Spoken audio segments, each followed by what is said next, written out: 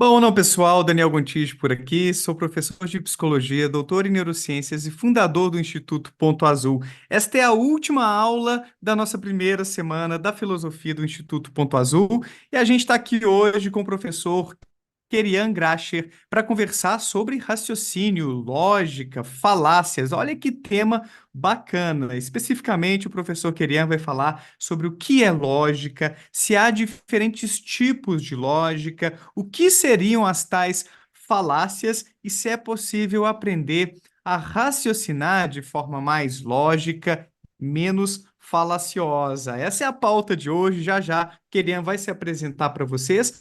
Mas eu queria primeiro agradecer a todos que estão chegando aos pouquinhos nesta live, ó. Domingo hoje? É isso mesmo, produção? Domingo à noite, caramba, já estou perdendo a noção do tempo aqui, ó. Nossa quarta aula. Então, vamos fechar com chave de ouro com o professor Kerian, que fez um trabalho, ainda faz, não sei, de divulgação científica no seu canal Sai Filo. Acho que está um pouquinho parado, né, Kerian? Depois você comenta Muito. um pouco sobre esse trabalho que você desenvolveu bastante por aqui. Eu te conheci por conta do seu canal. Inclusive, aposto que vai ter gente que te acompanhou durante um tempo aqui no YouTube também e que está lá no Instagram, cujo arroba eu deixei aí na descrição para você conhecer por lá.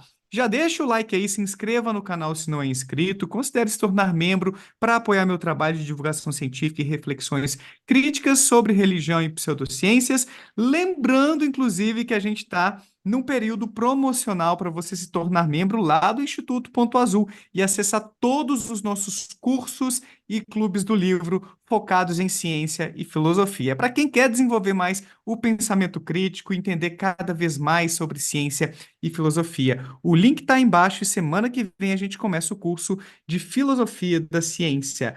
Valeu então a todos que estão chegando aos pouquinhos e quero pedir ao Kerian para se apresentar, para falar um pouquinho da sua formação, para o pessoal te conhecer, Kerian. E mais uma vez, obrigado Claro. por ter aceitado bater esse papo aqui comigo, ensinar a gente um pouco sobre lógica, esse que é um tópico tão importante da filosofia. Olá a todos, prazer, meu nome é Kerian Graxa. Bom, gostaria já de agradecer o convite, Daniel, é um prazer estar aqui. Eu já também te acompanhei de longe pelo YouTube, daí a gente começou a se seguir no Instagram, eu acompanhei o crescimento do canal e tudo, achei bem legal. Bom, o que que é minha formação? Eu sou Kerian Graxa, eu tenho formação em filosofia, sou bacharel em filosofia pela Universidade Federal de Ouro Preto. Eu fiz, nossa, já tá ficando um pouco velho, acho que não melhor não falar datas. É, depois eu Que fiz o nada, mestrado, rapaz. depois eu fiz o meu mestrado, o meu doutorado, o meu mestrado.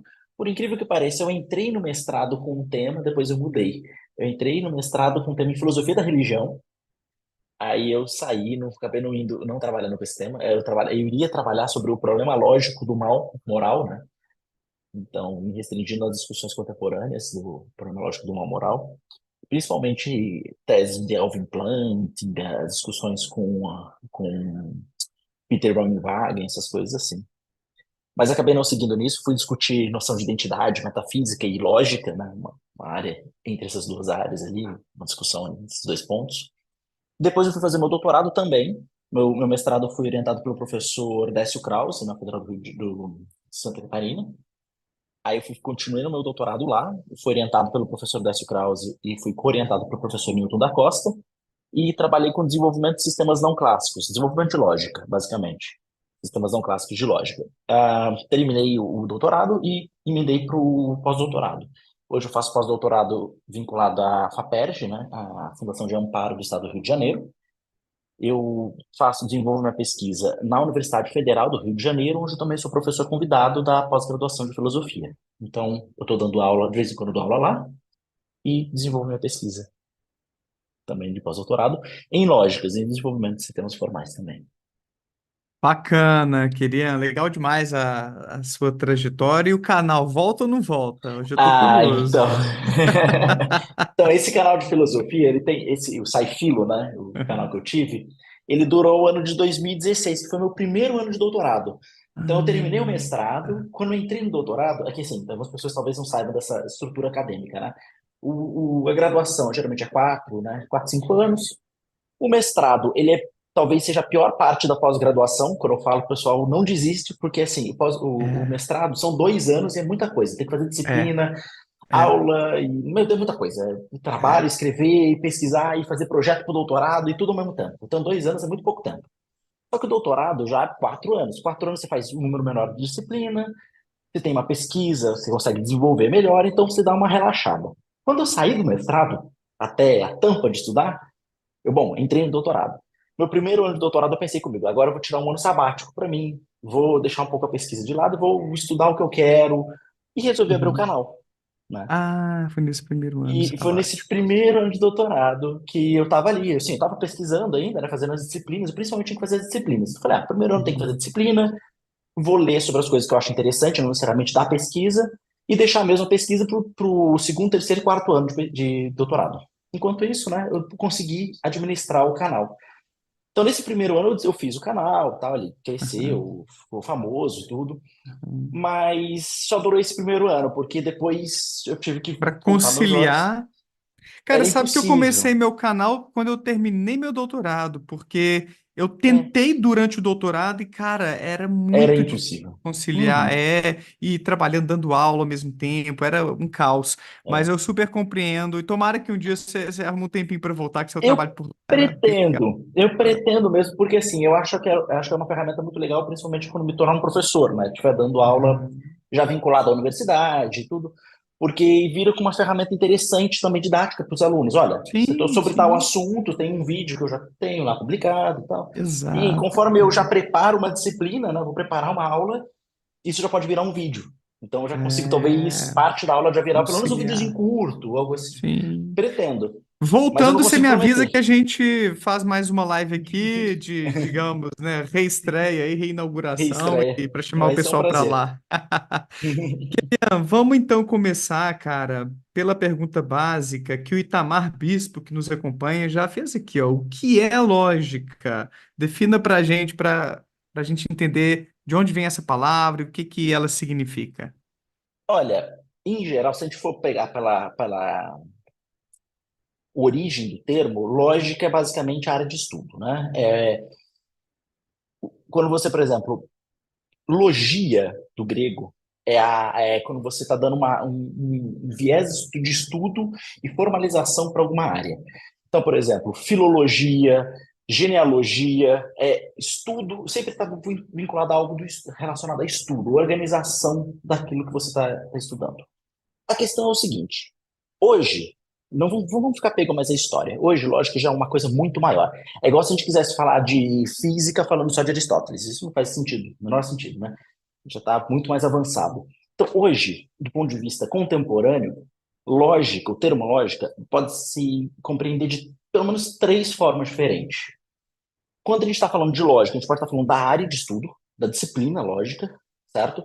Então, como se a gente estivesse falando de física, a gente está falando da física de um modo geral, não de uma teoria física, mas da física como disciplina, quando você vai estudar, certo? Quando você entra num curso.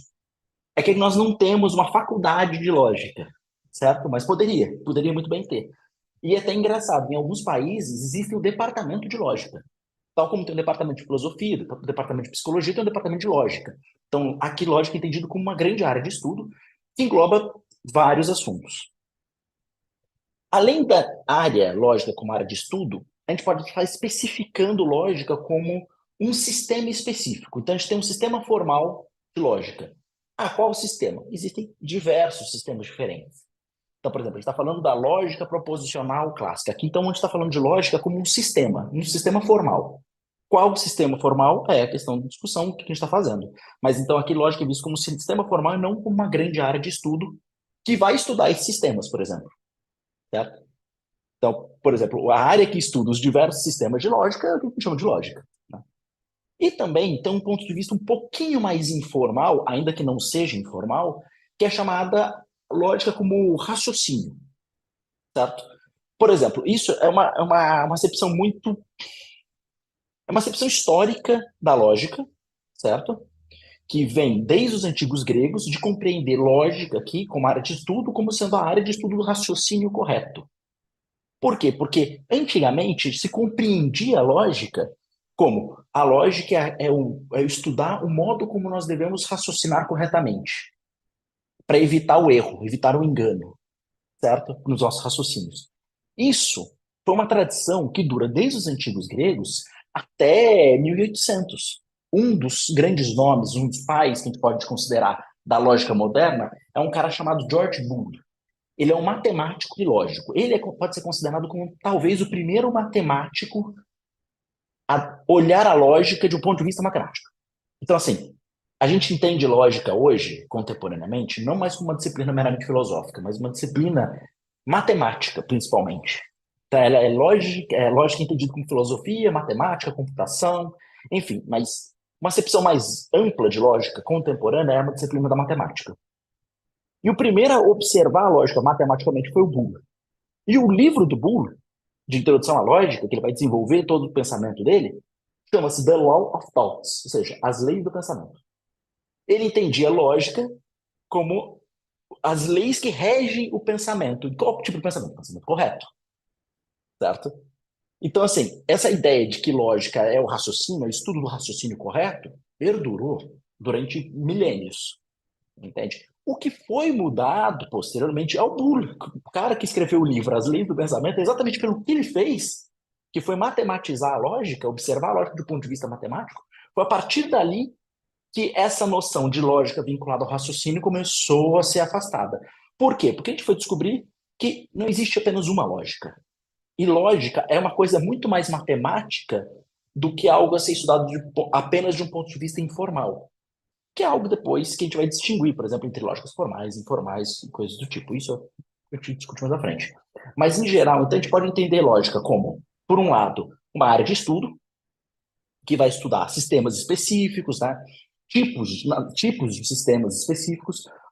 Por exemplo, a gente tem lógicas proposicionais, lógicas de predicados, lógicas modais. São lógicas que têm certos tipos, sistemas formais que têm certos tipos de características. Entre lógicas proposicionais, tem milhares de lógicas diferentes. Entre lógicas de predicados, que é de um tipo diferente, tem vários. É como se a gente estivesse falando de carro aqui. Tem o carro, tem a minivan, tem a caminhonete, tem o hatch, né? Então, tem tipos de carros diferentes. Mas quantos carros, quantas minivans tem? Meu Deus, tem infinidade de minivans diferentes. Quantas caminhonetes tem? Diferentes, né? E lógica, nesse sentido, é a grande área de estudo desses diversos sistemas, desses tipos, entender como eles se relacionam, provar coisas sobre esses sistemas e o modo como esses sistemas se relacionam. Esse tipo de coisa pode ser entendido a lógica. Outro jeito de entender lógica é como um sistema particular, o tipo de sistema. Lógica que é um sistema formal. Tudo bem, também entendo lógica assim. Ou então entender lógica como tradicionalmente veio, né? Que é essa ideia de que lógica é entender o raciocínio. O que é muito comum, viu, gente? Não, se alguém Uhum. falar que lógica não é isso, tá pecando. E se também falar que só é isso, também tá pecando. A Entende? gente já vai falar sobre esse recorte do raciocínio que talvez tenha mais aplicação à nossa vida, mais proximidade Uhum. com a gente, e tudo. Mas quando você fala sobre os sistemas, Kerian, seria, por exemplo, computador que funciona a partir de um conjunto de regras e aí daria para... ou não, eu estou viajando na maionese. Exatamente isso. Um sistema formal, lógico, entendido como um sistema formal, Uhum. ele envolve também essa parte computacional. Por quê? No fundo, um sistema computacional é um sistema lógico. Dependendo, eu não sei como que a formação de todo mundo aí, né? E como que fizeram o ensino médio e tudo mais, mas grande parte de vocês devem lembrar que vocês, no meio da matemática, ou talvez em física, na disciplina de física, vocês viram aqueles negócios de porta lógica. Às vezes viram um negocinho assim, uma disciplina ou outra, às vezes passa, ou teoria de conjuntos.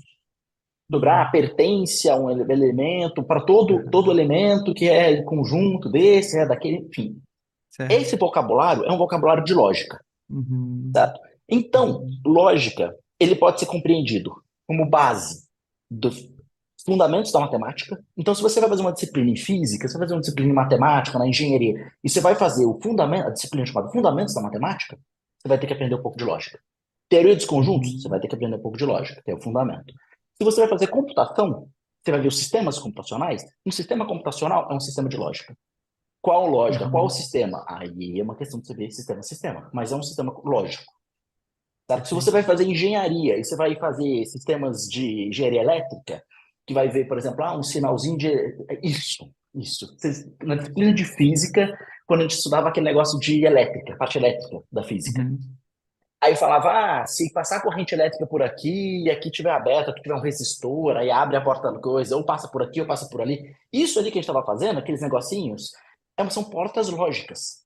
Aquilo. Aham. De Aham. junção, conjunção, tudo. Aquilo é, na verdade, um sistema booleano. Exatamente por conta do George Boole, aquele cara que a gente acabou de falar, que Aham. desenvolveu uma Sim. álgebra, a álgebra booleana. É dele, ele que desenvolve isso. Meio tudo está interconectado. Então, Boa. em geral, a gente pode observar aqui lógica como uma disciplina de filosofia, como uma disciplina da Uhum. matemática, como uma disciplina da computação, como também uma disciplina da engenharia. Uhum. Tá? Uhum.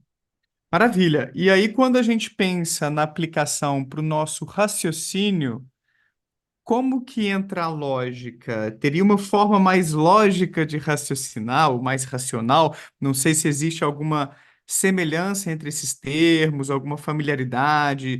Um raciocínio lógico seria um raciocínio racional e vice-versa. O que que não seria um raciocínio lógico? Comenta um pouquinho sobre isso para a gente. Claro. Então, aqui começa a complicar um pouco quando a gente vai falar sobre essa parte. Porque quando nós estamos discutindo raciocínio, que é a parte filosófica, a gente da filosofia tem umas. Dizem que a filosofia é a raiz, é a mãe de todas as ciências. Mas isso complica um pouco, às vezes, as coisas, pelo seguinte: apesar de ser verdade que, basicamente, a maior parte das ciências saíram de questionamentos filosóficos, muitos problemas filosóficos e o modo como você lida com as coisas envolve áreas completamente diferentes. Como, por exemplo, isso. Se a gente está falando de lógica de um ponto de vista filosófico, a gente vai falar de lógica de um ponto de vista matemático também, a gente vai falar de um ponto de vista computacional, a gente vai falar de um ponto de vista psicológico, certo? Que envolve questões psicológicas, sociais, enfim. Então, quando a gente está estudando o raciocínio correto, certo? A gente tem que tomar muito cuidado com relação a isso. Porque se nós formos falar do raciocínio correto, a primeira pergunta que nós deveríamos nos fazer é raciocínio de acordo com de que ponto de vista? Em que local que nós estamos falando isso? Porque, por exemplo, nós temos uma tradição que discute lógica, que estuda lógica, que entende lógica, que é uma tradição ocidental, se baseia na matemática, tal como foi desenvolvida pelos gregos, que supostamente teria vindo já dos povos um pouco mais antigos, né?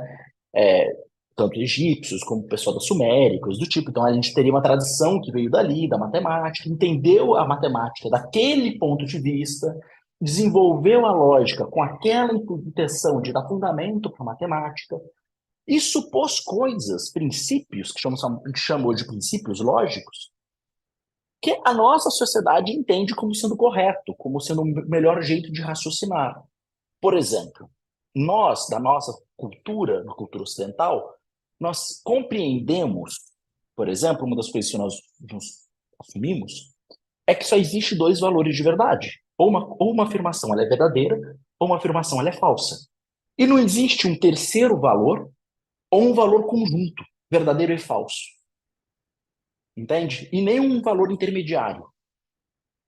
Esse princípio é o mais ou menos, ou algo do tipo. Esse princípio é chamado de princípio lógico, chamado de terceiro excluído. Tertium non datur, falando aqui em latim para parecer sofisticado, mas é simplesmente isso. Não existe um terceiro valor, ou algo é verdadeiro ou algo é falso. A questão é, por que nós assumimos isso? Porque é conveniente para a matemática tal como nós desenvolvemos. É simplesmente isso. A lógica tradicional ocidental assumiu esse princípio porque nos é conveniente para desenvolver a matemática. Princípio da não contradição. Uma afirmação não pode ser verdadeira e falsa ao mesmo tempo, ou, melhor dizendo, uma afirmação e a sua negação não podem ser ambas verdadeiras, certo? Então, Tipo aquele tipo de afirmação, ele é um solteiro casado, alguma coisa isso assim. isso é um tipo de contradição semântica, né? Porque daí a noção de casado é compreendida como não solteiro. Então, se ele é não solteiro, aí gera a contradição. Mas sim, é esse tipo de caso. Por exemplo, Uhum. quando a gente vê aquele caso do mentiroso, né, o paradoxo do mentiroso, supostamente gera-se uma contradição ali, né? Paradoxo do mentiroso, não sei se vocês Acho que eu não conhecem, conheço, paradoxo. acho que não. Não, a estrutura geral do paradoxo do mentiroso é quando o próprio mentiroso, se o mentiroso fala que está mentindo ou não. Se ele é um cara que só Hum, conta verdades ou não, deixa como que eu posso explicar. Faz tanto tempo que eu não trabalho com paradoxos mentirosos. Deixa eu ver um caso aqui mais famoso do paradoxo. tranquilo também, qualquer coisa a gente volta nisso depois, se não for tão relevante pro.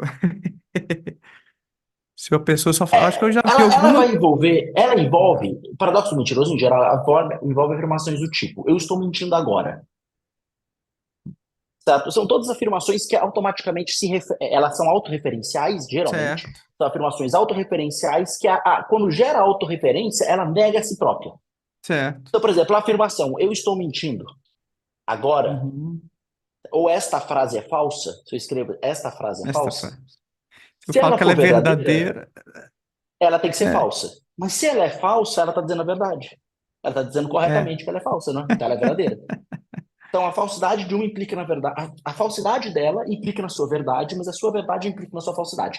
Aqui, aparentemente, É. gera-se uma contradição. É o caso do mentiroso, né? Eu estou dizendo a verdade. Uhum, Ou estou dizendo mentira. uhum. Se o cara é um mentiroso compulsivo, ele nunca poderia dizer uma verdade. E ele fala, eu estou mentindo. Está E mentindo ou aí? não? É. Aham. Tem um exemplo Interessante. do Pinóquio. Eu tenho uma camiseta, até eu tinha uma camiseta, que era o Pinóquio escrevendo essa frase é falsa, o nariz dele explodindo. Ah, boa.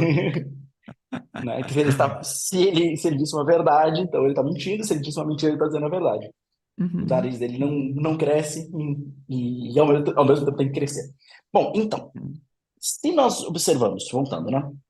Se nós observarmos sobre o que é o raciocínio correto, tentamos entender o que é o raciocínio correto, o primeiro passo seria nos perguntar de que ponto de vista nós estamos olhando, da onde que nós estamos olhando, certo? Então tá, a gente estabeleceu que nós estamos aqui fazendo uma discussão de um ponto de vista de uma sociedade ocidental, na qual somos dois indivíduos discutindo, usando os mesmos princípios racionais, certo? Os dois estão interessados em busca pela verdade, ou seja, a gente está discutindo aqui, buscando achar o que é verdadeiro, o que é o correto, seja lá como fazer isso. Nós estamos assumindo aqui que existe uma verdade, Uhum. certo? Que ela vai ser correta para nós dois. Ou Uhum. seja, existe uma verdade objetiva, externa, ou seja, a noção de verdade aqui é uma noção de objetiva, e ou é verdadeiro ou é falso, então terceiro valor de verdade. Nada pode se Uhum. contradizer, contradições então a gente vai ter que rejeitar. Né? Isso já nos começa a dar alguns tipos, aceitar alguns desses princípios, já vai nos colocar aonde mais ou menos nós podemos discutir, qual vai ser a seara da discussão. Ela vai Certo. estabelecer o terreno de discussão aqui. Uhum. Certo? Nós, quando vamos discutir, nós não pensamos nisso, porque a gente assume que nós estamos discutindo, né?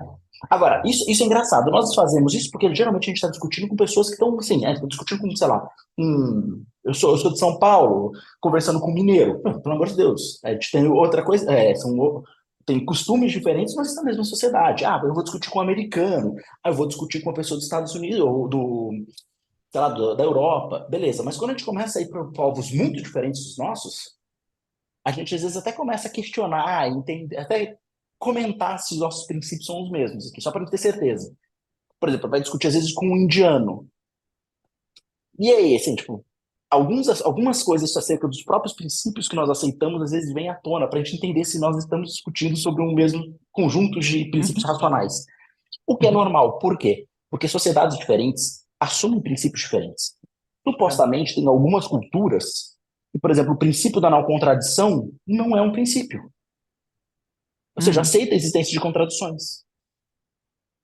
Se não me falha a memória, em alguns países orientais Uhum, existe uma visão mais, eu acho que a palavra que usam é holística para compreensão do mundo, onde há uma uhum, porosidade maior de conceitos, e exato. inclusive, porque eu estou te dizendo isso, de onde eu estou me lembrando, da leitura que eu fiz de um paper da minha área de psicologia sobre por que as Uhum, pessoas acreditam em pseudociências.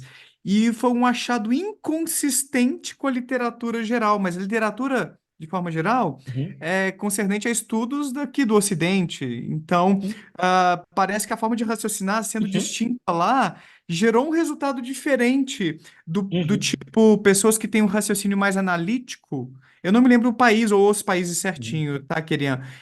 Mas uma forma mais analítica de pensar lá eram um pouco mais crentes em pseudociências, ao passo que aqui, pessoas mais analíticas são mais céticas e rejeitam Isso, pseudociências. mas isso gera uma coisa muito interessante, que o próprio conceito do que é pseudociência, ele Aham. fica sempre módulo aonde nós estamos falando, sobre que princípios nós estamos utilizando para entender o que é pseudociência. Faz Porque, por sentido. exemplo, se a gente assumir a noção de só existe verdade e falsidade, não existe nenhum terceiro valor ou algo do tipo, então aí fica muito claro a aplicação de um conceito de como se aplicar um conceito. Ou algo preserva tal propriedade ou não preserva. Ou algo é uma pseudociência ou não é uma pseudociência. Não Uhum. tem um meio valor de verdade. Essa afirmação, isso é uma pseudociência, ou é verdadeiro ou é falsa. Não tem um Aham. terceiro valor. Só que se você está numa sociedade que a noção de verdade, por exemplo, ela pode ser plural, e quando eu digo plural, é que a relação entre verdade e falsidade pode ser um degradê, Certo. a noção de verdade e falsidade pode ser mais falso ou menos falso, isso Uhum. muda radicalmente, porque a noção de pseudociência agora é isso aqui pode ser mais ou menos uma É, pseudociência. eu já trombei com um autor que propõe essa noção mais de espectro, né? Ah, isso é mais Isso, científico ou espectro. mais pseudocientífico e não tudo ou Uhum, nada, né? Falso ou exato. verdadeiro. Exato. Legal. Exato. E esse tipo de discussão começa a entrar também, agora voltando à discussão, sobre a noção de raciocínio. Então vamos já Uhum. dividir uma coisa importante aqui. Bom, primeiro, a gente tem que entender, quando a gente vai discutir do ponto de vista do que é o raciocínio lógico, essa é principalmente uma discussão da filosofia. Tem o pessoal do direito, da psicologia, da linguística e tal. Claro, neurociência, todo mundo vai discutir isso, mas essa noção do raciocínio lógico, ela é compreendida como sendo uma discussão, uma sub-área da lógica, lógica como área tema de estudo, né? Então, lógica. A gente tem lógicas formais, então a gente vai estudar lógica do ponto de vista de sistemas formais, que é a noção de lógica matemática, ou Ah, lógica do ponto de vista uhum. computacional. Então, a gente vai estudar sistemas lógicos aqui para usar em computação. Lógica como ponto de vista filosófico, lógica filosófica. O que é lógica filosófica, de um ponto de vista filosófico? Claro, a gente vai estudar sistemas formais, a gente pode até discutir coisas de computação, mas o ponto de vista principal é teoria da argumentação. Teoria da argumentação é Uhum. isso, é entender como que nós argumentamos e como nós raciocinamos corretamente. Uhum. E tudo o que vai envolver isso. Sim. Dentro dessas discussões, teoria da argumentação e tal, não é só isso, tá? Filosofia, lógica filosófica envolve outras coisas, como, por exemplo, estudar sistemas formais que são úteis para formalizar teorias filosóficas. Entende? Ah, eu vou discutir ética. Porra, será que tem algum tipo de sistema formal que me ajuda a discutir ética, que possa ser aplicado em discussões éticas? Tem. Uns sistemas chamados de lógicas deônticas. Ah, eu vou usar lógica, eu vou discutir filosofia do tempo. Eu posso usar algum sistema formal que me ajude a entender como que funcionam os conceitos de antes e depois, e não sei o quê? Tem lógicas temporais, que são lógicas de tipos de sistemas modais, enfim, várias lógicas, sistemas formais usados para a filosofia. E uma dessas discussões é a teoria da argumentação, que é o raciocínio correto. Uhum. Dentro dessa área de discussão do que é o raciocínio, o que é o raciocínio correto, nós distinguimos entre duas grandes áreas de discussão, que é a lógica formal e a lógica informal, certo? Se nós vamos discutir o raciocínio de um ponto de vista formal, então a gente vai sentar e vai discutir sistemas formais, a gente vai entender a lógica de um ponto de vista formal, e o que é um raciocínio correto vai depender da lógica que nós estamos assumindo. E eu não falei que dá para provar que existem infinitos sistemas de lógica? Existem infinitos sistemas de lógica. A questão é, nós privilegiamos um sistema chamado de sistema clássico. Mas por que ele é chamado de clássico? Por que Homero é considerado clássico e não Bhagavad Gita, sei lá? Se Entende? Porque é popularizou. da tradição nossa, da nossa tradição ocidental, compreender a lógica desse ponto de vista que eu falei lá, matemática e tal. A lógica formal foi estudada para dar conta do raciocínio matemático, entende? Para se fazer uma demonstração matemática. Quando já os gregos foram provar como que a raiz de 2 é irracional, eles usaram, por exemplo, o raciocínio por redução ao absurdo. Ou seja, o que é um raciocínio por redução ao absurdo? Assume alguma coisa, assume uma tese. Mostra que dessa tese eu encontro uma contradição. Então essa tese tem que ser falsa. Por quê? Por dois raciocínios. Bom, se eu assumo que essa tese é verdadeira e ela leva a uma contradição, contradições nunca podem ser verdadeiras, porque eu assumo o princípio da não contradição. Eu já assumo como princípio racional, o princípio da não contradição. Se eu acho que é uma contradição aqui, então isso aqui não pode ser o caso. Se isso aqui não pode ser o caso, então o que implicou ela, o que trouxe a ela tem que ser falso. Por quê? Porque eu assumo o princípio do terceiro excluído. Ou algo é verdadeiro ou é falso. Se a verdade implica em contradição e contradições não podem ser aceitas, então aquilo não pode ser verdadeiro, tem que ser falso. É como se fossem as premissas, aquelas Uhum. afirmações mais básicas que delas derivam uma conclusão ou outras ideias. Então, se Exatamente. essas Então, conclusões forem. assume isso, Uhum. assume como premissa, por exemplo, que a raiz de 2 é racional. Aí você vai lá, isso os matemáticos gregos, assume que raiz de 2 é um número racional. Ele vai lá, faz todo um raciocínio matemático e chega numa contradição. Mas olha, contradição não pode ser verdadeira. Eu assumo como princípio que contradições não são verdadeiras. Se isso aqui não pode ser verdadeiro, então o que causou essa contradição não pode ser verdadeira, certo? Então o que assumiu, o que gerou a contradição? A ideia de que raiz de 2 é Raiz racional. 2 é racional. Uhum. Se isso não Uhum. pode ser verdadeiro, isso tem que ser falso, porque não existe um terceiro valor. Uhum. Então eu assumi dois princípios, não contradição e terceiro excluído, como princípio. A partir daí eu desenvolvo uma estrutura racional, uma estrutura de raciocínio ficou conhecida como redução ao absurdo. Um argumento de redução ao absurdo é isso: você assumir a verdade de algo ou a falsidade de algo, chegar numa contradição e negar da onde você partiu, ou mostrar que da onde você partiu é falso. Essa é a ideia do raciocínio por reduções ao absurdo, certo? Uhum. Mas existem Essa, problematizações disso? muitas, Tá. muitas. Por quê? Porque a gente está assumindo o quê? Dois princípios: redução ao absurdo, eu estou falando, redução ao absurdo, não contradição e terceiro Uhum. excluído, não é? Uhum. O argumento de redução ao absurdo, ele se segue porque você está assumindo aqui, certo? O princípio da não contradição, o princípio terceiro excluído. A questão é por que você assume isso como princípio? Porque é clássico, está na lógica clássica, mas só existe a lógica clássica. Pensa que a lógica, de um ponto de vista formal, desenvolvimento da lógica do ponto de vista formal, se seguiu praticamente da mesma forma como história aqui, tá? Uma relação histórica. Ela vai se seguir como mais ou menos da mesma forma como ocorreu com a geometria. Tínhamos a geometria chamada geometria euclidiana, certo? A questão é, a geometria euclidiana, ela foi vigorando e aceita como aquela que melhor representava a ciência que representava o espaço.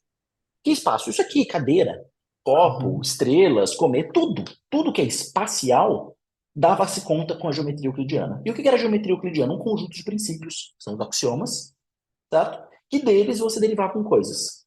As pessoas esquecem, mas você tem um conjunto de axiomas, mas você tem os princípios lógicos também.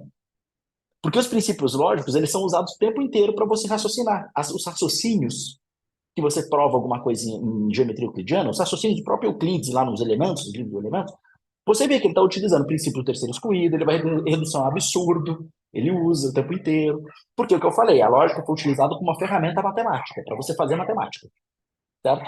Mas pensa lá no caso do Euclides. O Euclides desenvolveu uma geometria que aparentemente daria conta com todo o universo. E a geometria euclidiana, quer dizer, não existia o termo geometria euclidiana, era geometria. Só existia uma.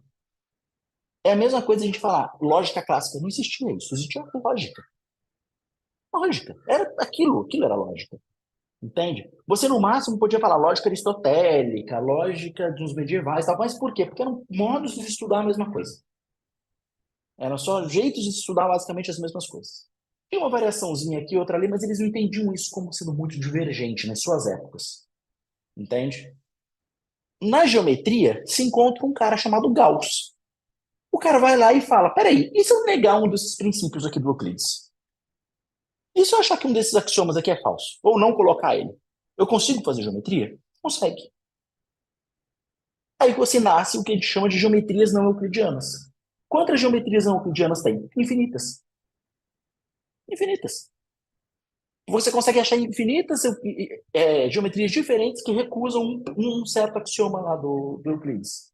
Entende? E assim vai indo, vai começando a misturar coisa e Vou tal. problematizar aqui como uma questão, Uhum. porque passou na minha cabeça essa ideia e pode ser que outras pessoas estejam se perguntando sobre isso também, quando você fala Uhum. de, caramba, deixa eu questionar esses princípios, esses axiomas e fazer uma geometria, uma lógica Uhum. diferente, e tudo. Isso pode acabar desembocando no problema do relativismo, ou não tem nada a ver uma coisa com Sim, a outra? sim, Pode. sim, com Ou certeza, com seja, de certeza. repente alguém chegar e falar: Ah, essa é a minha verdade, é a minha forma de ver o mundo, e não existe uma verdade absoluta, não existe um Pode, raciocínio. Poderia pode. problematizar assim. Pode chegar a isso. Lógica, de vista de meramente como um sistema formal, você faz o que você quiser. Eu já acordei, vou fazer uma lógica. E aí desenvolve uma lógica. Ela serve para alguma coisa? Eis a questão, né? É, bom. Eu fiz isso, eu acordei um grande dia no meio do meu doutorado, vou desenvolver uma lógica, deu minha tese de doutorado. Beleza, ela tem uma serventia? Tem para discussão filosófica que eu queria levar.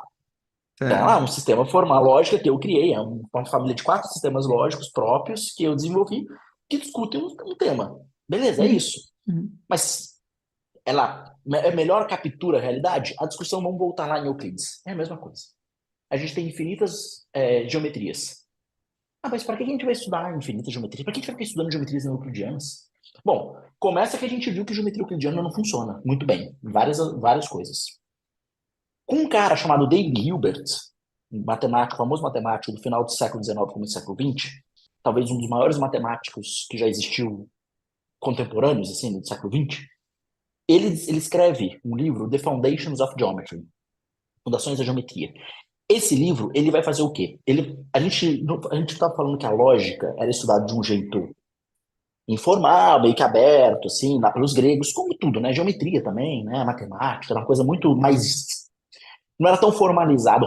Vamos lá, a noção de rigor, ela foi se tornando mais rigorosa com o tempo, né? Então a matemática também foi se tornando mais rigorosa que a lógica também. A geometria foi o caso também. A geometria era estudado de um ponto de vista, você consegue ler lá, você não precisa ter uma formação em matemática para ler um livro, o livro do Euclides. É bem tranquilo você ler o livro do Euclides, assim, qualquer um consegue pegar e ler ele. Porque ele é basicamente cheio de figurinha e o cara falando contigo, explicando a ideia dele. Tranquilo. Hoje, pega um livro de geometria avançada para ver se você consegue ler.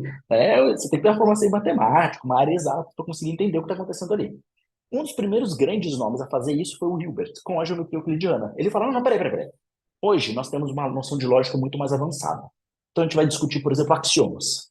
Pô, e tem as lógicas que tem sistemas axiomáticos e tal. Então vamos fazer assim, vamos pegar a geometria de Euclides e vamos fazer tal como ele queria, mas usando a noção de rigor que a gente tem hoje. E ele reescreve a geometria euclidiana de um ponto de vista axiomático e tal, mas dando lá axioma 1, escrevendo um simbolismo lógico, contemporâneo, matemático, contemporâneo, né? Vamos fazer tudo passo a passo. E ele vai descobrir que tem um teorema que Euclides diz que prova, que não prova. Que não prova. É impossível se obter o teorema que ele diz que tem. O teorema só se segue porque Euclides desenhava. Por exemplo, vou dar um exemplo muito bom, que esse é um teorema que eu saiba não se prova, eu não sei, aí você tem que, aí vão ler lá o livro do Hilbert, vão ler lá, tá? Mas eu vou comentar, se não me engano, esse aqui é um dos teoremas que não se provam. Eu tenho um círculo, certo? E eu tenho um ponto dentro do círculo e eu tenho um ponto externo ao círculo. Se eu tenho 2 pontos, eu posso traçar uma reta, não é isso? Em Euclides, a cada 2 pontos eu posso fazer a traçar uma reta. A questão é, eu tenho um círculo, eu tenho um ponto interno ao círculo, um ponto externo ao círculo, e traço uma reta. Em quantos pontos essa reta intercepta o círculo? Ah, um. Um. Não se Um. prova isso dos axiomas de Euclides. Um. Ele fala essa é a resposta do Euclides. Você faz um Certo. círculo aqui, eu pego, desenho um círculo, põe um ponto aqui, põe um ponto aqui. Traço uma reta, vai ter pelo menos um ponto que intercepta o círculo, Uhum. né? Sim. Mas você não tira isso. Dos axiomas do Euclides, você não tira isso. Você Uhum. não prova isso. Você prova para você ver visualmente isso. Você faz uma coisa no plano, faz lá e tá, saiu. Sim. Mas você prova isso visualmente, você não está provando dos axiomas que ele quis dar. Uhum. Entende? Tipo, Então, matematicamente, ele não rigorosamente não demonstraria sai. isso. Exato, Uhum. rigorosamente não sai. Esse é o ponto. No Uhum. rigor mesmo não Uhum. sai. A mesma coisa vai acontecendo com a lógica. Chegou-se um momento e começou a questionar os princípios lógicos da lógica clássica. Entendeu? E a gente começou a questionar isso. Tá, desculpa, antes de eu passar para a lógica, vamos falar só mais uma coisinha de geometria para você entender a importância disso aqui. geometrias não euclidianas. Mas, pô, para que a gente vai ficar estudando geometrias não euclidianas? Bom, primeiro é que a gente viu que tem alguns problemas com a geometria euclidiana, né? Então, talvez ela não seja assim tão boa, tão perfeita como todo imaginou que era. Mas por que estudar geometrias não euclidianas? Bom, se a gente não estudasse essas diversas geometrias não euclidianas, não ia aparecer um cara chamado Minkowski. Mas quem que é esse geômetra aí? O cara que desenvolveu uma geometria que, anos depois, foi utilizada por um outro cara lá chamado Albert Einstein para desenvolver a teoria da relatividade.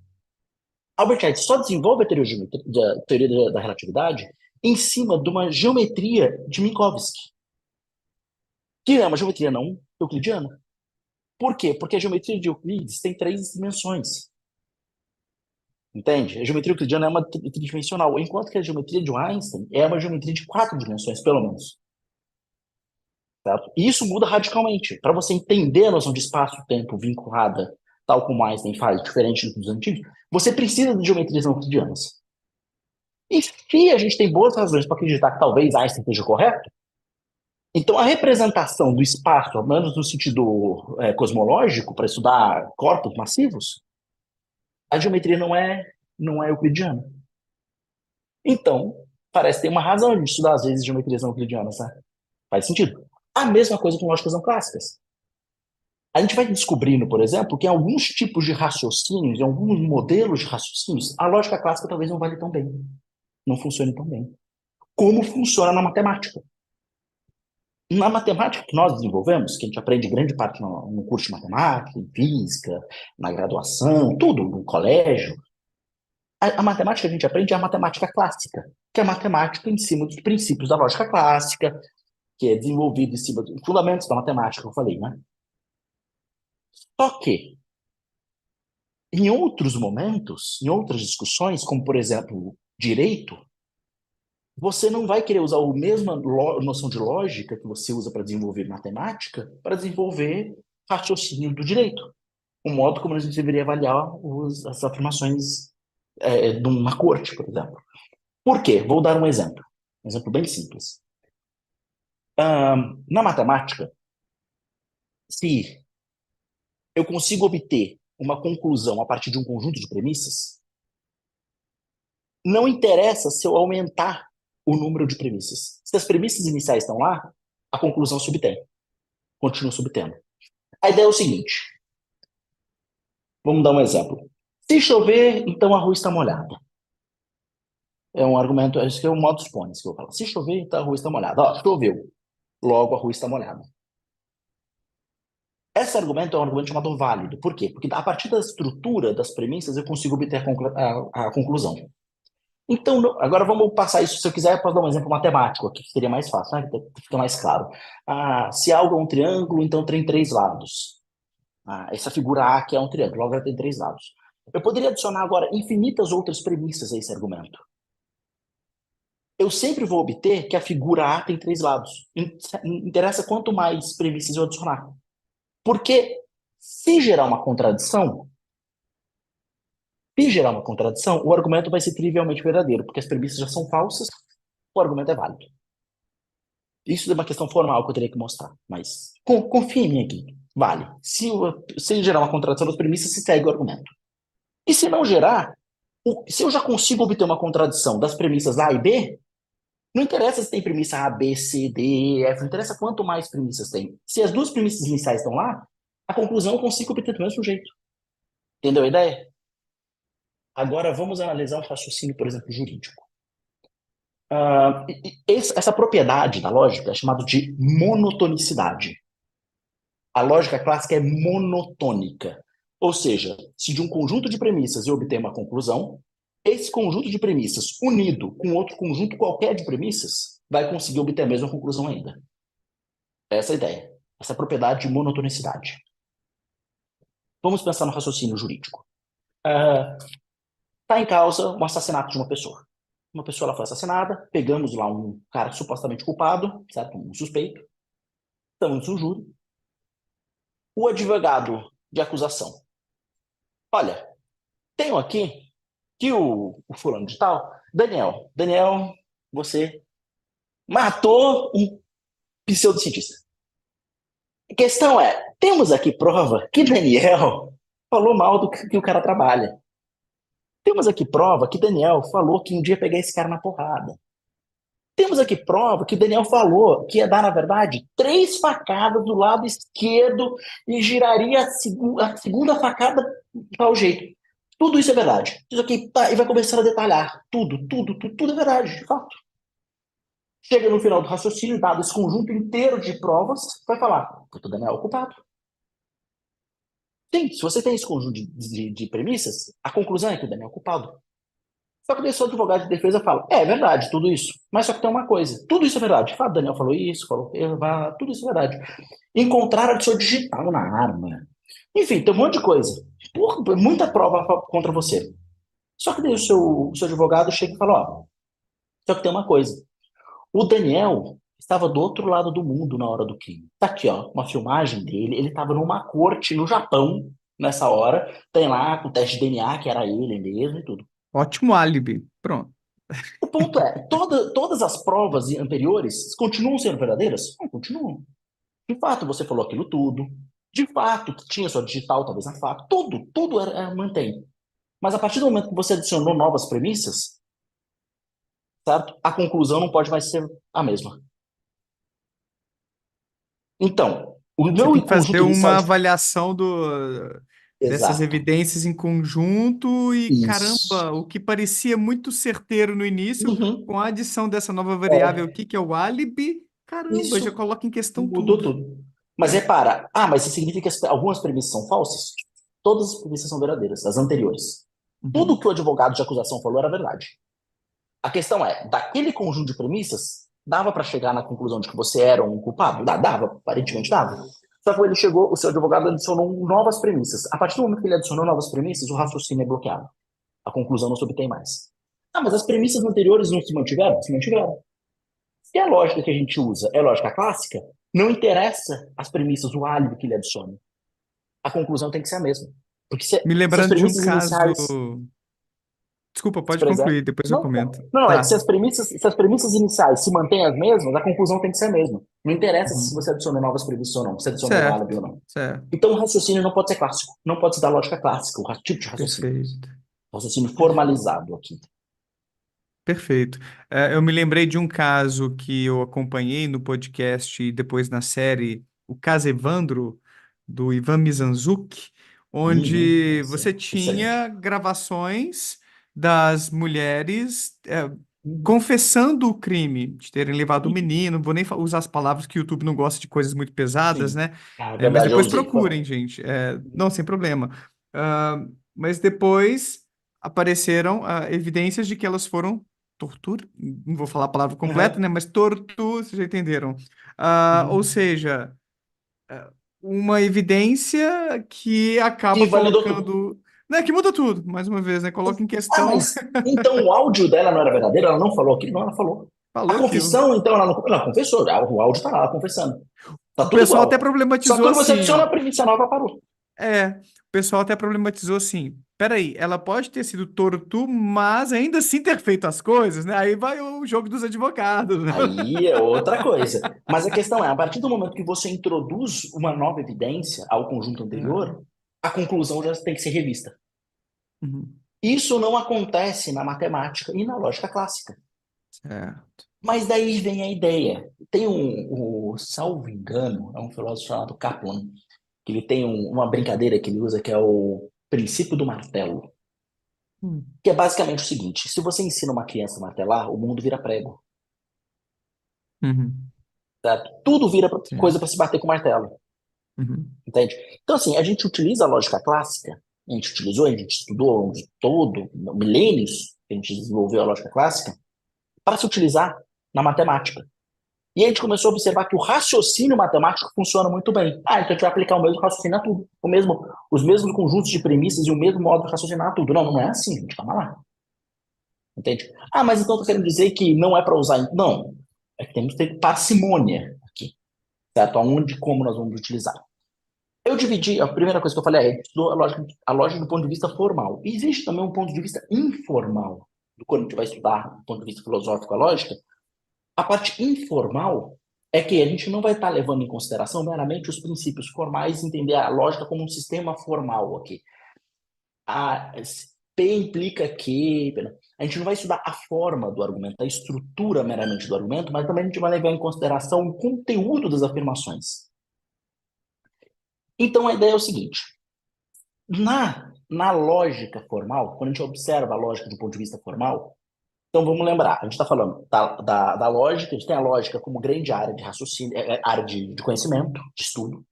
A gente pode observar a lógica do ponto de vista matemático, do ponto de vista computacional, do ponto de vista filosófico e tal. Dentro da discussão filosófica, tem vários lados. Lógica como ferramenta para filosofia, lógica. Uma das áreas é a teoria da argumentação, teoria do raciocínio. Nessa parte, a gente divide lógica de um ponto de vista formal, lógica de um ponto de vista informal. Lógica de um ponto de vista formal, a gente vai pegar os sistemas lógicos e vai entender o que a gente chama de noção de validade. O que é a noção de validade? Um argumento é válido quando é impossível você dar premissas verdadeiras e obter com conclusão falsa. Ou seja, vamos refinar essa ideia. A estrutura do argumento é tal, o modo como as premissas, as afirmações que os argumentos conectam, certas premissas, ela é tal que, se a gente assume essas premissas, não interessa sobre o que está falando, não interessa o conteúdo. Interessa que a estrutura é tal que, se essa estrutura inicial a gente assumir verdade dela, então o que vem na conclusão tem que ser verdadeiro também. Ela implica a conclusão. Ela nos leva à conclusão. Isso por conta da forma do argumento. Mas essa forma do argumento depende de qual sistema formal que nós estamos falando. A lógica clássica diz, por exemplo, que de uma contradição qualquer coisa é verdadeiro. Ou que como chama? Redução ao absurdo. A redução ao absurdo é uma forma lógica. É um argumento lógico. Por quê? É um argumento tal que ele é válido. Por quê? Se as premissas, se a gente assume que, de fato, de uma certa premissa a gente obtém uma contradição, a conclusão é a negação da premissa. Esse argumento é lógico, logicamente válido. Logicamente da lógica clássica.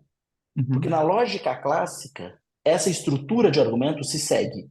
Você vê isso formalmente lá. Por quê? Porque tem os princípios da lógica clássica que garante que essa estrutura de argumento se segue. Mas numa lógica não clássica, pode ser que essa estrutura de argumento não se segue. Porque, por exemplo, uma lógica que aceita a existência de contradições, uma redução ao absurdo não se segue assim direto. Ou uma Traz um lógica exemplo concreto para a gente visualizar, queria. lógicas paraconsistentes, que são os exemplos mais clássicos disso. Principalmente as principais lógicas paraconsistentes foram desenvolvidas pelo brasileiro, que é Newton da Costa. Ele é o fundador da lógica Legal. paraconsistente. Foi meu Aham. orientador, senhor de Que legal. 90 e poucos anos. Uhum. E nas lógicas paraconsistentes, existem uma infinidade de sistemas paraconsistentes. Nesses tipos de lógicas, o princípio da não contradição não se segue. Ou seja, a ideia de que é falso que P ou não P, perdão, é falso que P e não P, é um princípio, a negação de uma contradição. P e não P. P e não P é uma contradição, certo? Então, como princípio, tem a negação disso. É falso que P e não P. É falso qualquer forma de contradições. Isso é um teorema da lógica clássica. O princípio da não contradição é um teorema da lógica clássica. É um princípio, é um axioma da lógica clássica.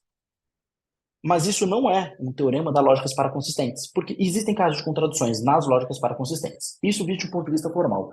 Mas para que eu vou querer usar isso? Aí você tem aplicações da lógica paraconsistentes. Diversas aplicações, principalmente em computação. Muito em computação. Sistemas de tráfego aéreo usam isso. Por quê? Porque, vamos pensar no seguinte, a lógica clássica, frente a uma contradição, dá tela azul. Se eu tenho uma informação contraditória no meu computador, duas informações básicas introduzidas que são contraditórias, o sistema não sabe como trabalhar, a não ser que você diga para o sistema como você contornar uma contradição. Tipo, esquece isso, deixa ele de lado. Ela não consegue trabalhar com essa informação. Entende? Se o computador está montando, por exemplo, um quebra-cabeça, chega num ponto desse quebra-cabeça que existe uma contradição, ele vai pegar essa parte, deixar ela de lado e trabalhar com o resto. Isso aqui ele não vai trabalhar mais, ele não vai mexer com isso aqui. E você tem que ensinar o computador a fazer isso, basicamente. Porque toda vez que ele tentar mexer ali, vai dar problema. Porque a lógica é clássica nesse aspecto. Se você trabalhar com uma lógica não clássica, ele vai conseguir trabalhar com a contradição sem dar tela azul. Essa é a ideia. Então, por exemplo, sistemas de Sem inteligência artificial. Inteligência artificial, por exemplo, sistemas de inteligência artificial usam, às vezes, sistemas paraconsistentes. porque às vezes existem certas contradições de informações que a máquina recebe, sabe? Por exemplo, o robozinho. O robozinho tem dois tipos de informação, de input informacional para ele. Um visual, que ele observa, ele entende mais ou menos o que está acontecendo visualmente, e um de contato, né? Aí tem um vidro, ele bate no vidro. Ele tem um input visual que fala que está o caminho livre e um input de contato falando que ele não pode passar. Então, aparentemente, o robozinho teria que lidar com isso de algum modo. Num caso clássico, ou o robozinho para, ou o robozinho tem o programador falou, ó, quando acontecer algo assim, você vira as costas e vai embora, certo? Com o caso de lógicas paraconsistentes, ele pode entender que existe uma contradição ali e lidar com a contradição. Entender, por exemplo, que existe alguma barreira não visual que está fazendo isso para ele e tal.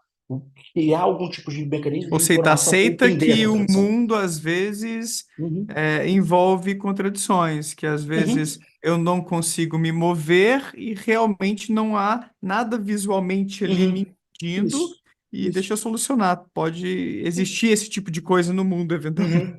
Exato. Exatamente, essa é a ideia. Então, por exemplo, sistemas não clássicos, um sistema não clássico para consistente aceita a existência de contradições, lógica clássica não aceita. Uhum. Repara que eu estou dizendo isso pelo seguinte: a noção de falácia, agora a gente vai entrar para a noção de falácia. A noção de falácia, ela vai ser entendida como dois grandes tipos. A noção formal, falácia de um ponto de vista formal, e falácia de um ponto de vista informal. O que é a grande diferença aqui? A falácia é entendida como uma falácia formal quando é um raciocínio formalmente inválido.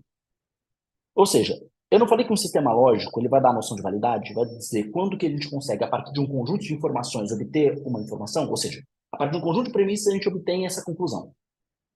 Um sistema lógico vai te dizer como você faz isso. A lógica clássica vai falar que em casos onde que tem contradição, nega o princípio, por exemplo, lá, o argumento da redução a absurdo. O argumento da redução a absurdo, ele é válido na lógica clássica, mas ele não é válido em certas lógicas para consistência. Isso de acordo com a forma. Eu não interessa sobre o que eu estou discutindo. Não interessa o assunto do argumento. Estou falando da forma que o argumento foi construído, da estrutura lógica do argumento. Certo? Por isso que é formal, é sonoramente forma do argumento. Precisaria de uma aula de lógica para entrar em detalhes. Para explicar como que funciona conjunção, negação e para lá, enfim. Mas a ideia aqui é a forma do argumento, não o assunto que está sendo discutido, o conteúdo da informação do argumento. Na lógica clássica, esse argumento, a redução ao absurdo, é válido. Na lógica, para algumas lógicas para consistentes, não, ele é inválido. Um argumento é falacioso, formalmente falacioso, quando a noção de formal aqui tem que ter um asterisco. Ele é formalmente de acordo com que lógica formal? Ele é formalmente falacioso de que ponto de vista? Da lógica clássica? Então, um argumento ele é falacioso quando ele é um argumento inválido de acordo com uma certa lógica. O argumento da redução ao absurdo não é um argumento falacioso na lógica clássica, porque é um argumento válido. Mas ele é uma falácia para os paraconsistentes. Porque o lógico paraconsistente vai falar, ué, redução é absurdo, qual que é o problema de ter contradição? Eu aceito contradições, entende? Isso é ruim para o lógico clássico, mas não para o paraconsistente. O paraconsistente pode aceitar a contradição. Então a noção de falácia formal depende de que lógica formal você está usando. Lógica clássica, lógica paraconsistente, lógica paracompleta, lógicas modais, quais tipos de lógicas possíveis você está utilizando. Sempre vai módulo uma lógica específica. Mas E no depois você tem a nosso noção. cotidiano, no nosso dia a dia, as É lógicas formais clássico. não estão ali, Então, né? A clássica. Ah, então, o tempo inteiro. Só que a gente não repara nisso. Quem vai perceber tá, isso é o cara da filosofia, que vai tá. entender que, olha, quando a gente está falando do raciocínio jurídico, que é uma coisa do nosso dia a dia, não é? Ah, O raciocínio jurídico não pode ser clássico por conta da monotonicidade. tá. Se introduzir novas evidências, a conclusão não pode se seguir igual. Então, aparentemente, a lógica não pode ser clássica. É um outro tipo de lógica. Hum. Se nós estamos trabalhando, por exemplo, com lógicas chamadas lógicas deonticas, que são lógicas do dever, né? Deontos é lógica de regras, os deveres. Que a Uhum. gente vai trabalhar, por exemplo, são lógicas chamadas de lógicas modais, não lógicas proposicionais, tal. São lógicas que você vai trabalhar com alguns operadores como permissão ou obrigatoriedade. Então, aí você transforma a noção de permissibilidade e obrigatoriedade em operador lógico e entende como você cria um sistema formal para lidar com isso. E a discussão fica o quê? Olha, eu sou um teórico daqui, da lógica, eu trabalho com, perdão, da ética, eu trabalho com ética, eu sou um eticista, e eu assumo uma certa teoria ética. Por exemplo, a lógica, eu aceito, por exemplo, teoria deontológica, lá, teoria do Kant, ou sou consequencialista lá de John Stuart Mill. Sou um consequencialista aqui. A minha posição sobre o que é o certo ou errado, ela implica certas coisas. Eu acho que tal coisa se segue, tal coisa não se segue. E agora fica a questão seguinte: qual lógica que eu vou usar para entender o tipo de raciocínio que eu estou empregando? Como que eu opero com os operadores de permissão e obrigação? O que é o certo, o que é o errado, certo? Essa é a ideia. Então agora eu vou usar a lógica aqui para modelar o meu sistema, o sistema moral que eu estou usando. Então, essa discussão Uhum. sobre qual lógica você emprega em cada momento é uma discussão muito mais da filosofia. Mas, Sim. em geral, numa discussão informal, nós estamos usando lógica clássica. Estamos entre aspas, tá? Estamos entre aspas, Uhum. porque é muito normal, às vezes, nós falharmos um pouco disso. Porque também não envolve apenas a falácia, porque a gente vai discutir falácia, né? Eu estou dando toda essa volta aqui para chegar nas falácias. As falácias não envolvem só forma. As falácias também envolvem a parte informal. Por quê? Porque às vezes a gente vai olhar um argumento e ele é formalmente válido. A gente vai olhar o argumento e falar, não, esse argumento aqui, a forma dele, pela lógica clássica, pelas outras, várias outras lógicas, é um argumento válido. Dessas premissas a gente obtém essa conclusão. Só que quando a gente analisa o conteúdo do que está sendo discutido, a gente vai falar, não, não, não, não, não, não. A gente não pode aceitar esse tipo de argumento. Porque daí agora envolve outros princípios, que não são os princípios formais de validade que a gente utilizou, porque cada lógica existe alguns princípios, não é? Seria o Uma semântico que você contradição. mencionou mais cedo. E existem princípios semânticos, por exemplo, princípios de ordem probabilística, Uhum. princípios de ordem social, razoabilidade, critério de razoabilidade, né, de aceitabilidade. Por exemplo, a Uhum. gente tem que aceitar, a gente tem que obter conclusões que são mais plausíveis que as premissas. A gente quer chegar numa conclusão que ela seja mais plausível de aceitar do que as premissas que a gente está partindo. Que é mais fácil de um interlocutor aceitar daí a conclusão a partir de premissas desse caso do que o outro. Enfim, tem vários princípios de razoabilidade, que são princípios, por exemplo, que não envolvem, nesse caso, a forma do argumento, mas sim o conteúdo do que está sendo discutido. Vamos dar um Uhum. exemplo. Uhum. Existe uma estrutura argumentativa chamada modus ponens, que eu dei o exemplo. Se P implica Q, tá? Se P, então Q. É o caso de P. Logo, é o caso de Q. Eu não estou falando o que é P e Q aqui. P e Q são afirmações, mas eu não estou falando o que é P e Q. Eu só estou analisando a forma, a estrutura do argumento. A estrutura do argumento diz: se eu tenho uma informação e dessa informação ela implica outra informação, eu tenho isso como dado, que se toda vez que aparecer essa informação, essa outra afirmação se segue dela, e eu de fato tenho a primeira informação, então é óbvio que eu vou obter a segunda. Se choveu, então a rua está Se molhada, choveu, aquele então a exemplo rua está molhada. anterior. Isso, choveu, logo a rua está molhada. Uma informação implica a outra. Eu obtive a primeira, então a segunda tem que ser obtida. A Uhum. estrutura desse argumento, na lógica clássica, por exemplo, é tal que garante a validade. Se as premissas são verdadeiras, a conclusão tem que ser verdadeira. Tem que ser. Se as premissas são verdadeiras, a conclusão também é. Tudo bem? Isso é válido em várias outras lógicas também, mas esse não é o ponto aqui, tá? Agora a gente vai falar só da lógica da clássica, por exemplo. Então, isso é um argumento formalmente válido. Não importa a forma. Olha que bizarro, tá bom? Isso aqui é uma coisa muito bizarra, que as pessoas às vezes acham estranho. Se a lua é feita de queijo, então 2 mais 2 igual a 4. A lua é feita de queijo, logo 2 mais 2 igual a 4. Aí esse argumento é válido? É, ele é válido. Se as premissas forem verdadeiras, eu não disse que as premissas são verdadeiras. Se elas fossem verdadeiras, a conclusão teria que ser. É a única coisa que diz que se elas fossem verdadeiras, eu não preciso garantir que elas sejam verdadeiras. A estrutura do argumento me garante que se as premissas forem verdadeiras, a conclusão é verdadeira. Não interessa a forma, o conteúdo. Beleza, gente? Todo mundo entendeu mais ou menos a ideia. Agora eu vou dar um exemplo aqui, tá? Todo mundo disse que João é um ladrão. Logo, João é um ladrão. Quer dizer, se todo mundo disse que João é um ladrão, então ele roubou alguma coisa. Todo mundo diz que João é ladrão. Logo, ele roubou algo. Isso se segue? Ninguém tem prova que ele roubou alguma coisa, mas é só uma coisa costumasse. Geni. Geni. Todo mundo. Geni, lembra Geni, os dependentes de Chico Buarque? Todo mundo maltrata Geni. Ela foi feita para cuspir, lembra? Tudo aquilo. Todo mundo maltrata a Geni. Ela é maldita por todo mundo.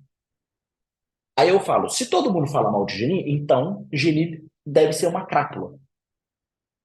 Todo mundo fala mal de Geni, então ela é uma crápula. Esse argumento, a estrutura não é válida? Se P, então o quê? P logo o quê? Mas isso formalmente não é aceitável. Informalmente não é aceitável. Porque o conteúdo do argumento agora tem que ser avaliado. É um tipo de falácia chamada ad populum. Falácia de apelo à população, ao povo. Ah, Se tem muita gente falando, então é tem. verdadeiro, mas muita Então é gente pode estar verdadeiro. enganada. Exato. Ah, todo mundo diz que acontece uma. Tá, todo mundo tá errado, ué. Todo mundo falava que a Terra era quadrada antes. Tá, tudo errado. É, Entende? Porque agora a gente não tá perfeito. valendo meramente a forma, a gente tá valendo o conteúdo do argumento. Mas a estrutura do argumento é válida, formalmente válida. Uhum. É um modus ponens. Se P implica Q, P logo Q. Todo mundo diz, se todo mundo diz que Geni é uma crápula, então ela é uma crápula. Todo mundo diz que ela é uma crápula, logo ela é uma crápula. Não, entendeu? Legal.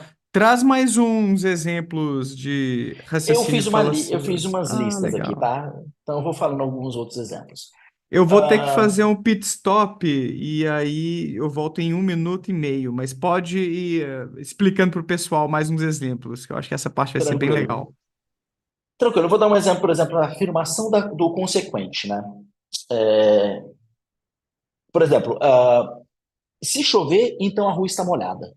Tá? Então a gente tem a mesma premissa aqui. Se chover, implica que a rua está molhada. A gente pode aceitar isso. Só que repara que agora, ao invés de eu falar que choveu, eu afirmo a consequente do argumento. Ou seja, eu falo que a rua está molhada. E tento concluir o antecedente. Ou seja, o argumento anterior que a gente deu no exemplo era se P implica Q. E é o caso de P, logo é o caso de Q. Se chover, a rua está molhada. Choveu, logo a rua está molhada. O exemplo agora é diferente. O exemplo é: se chover, então a rua está molhada. A rua está molhada, logo choveu.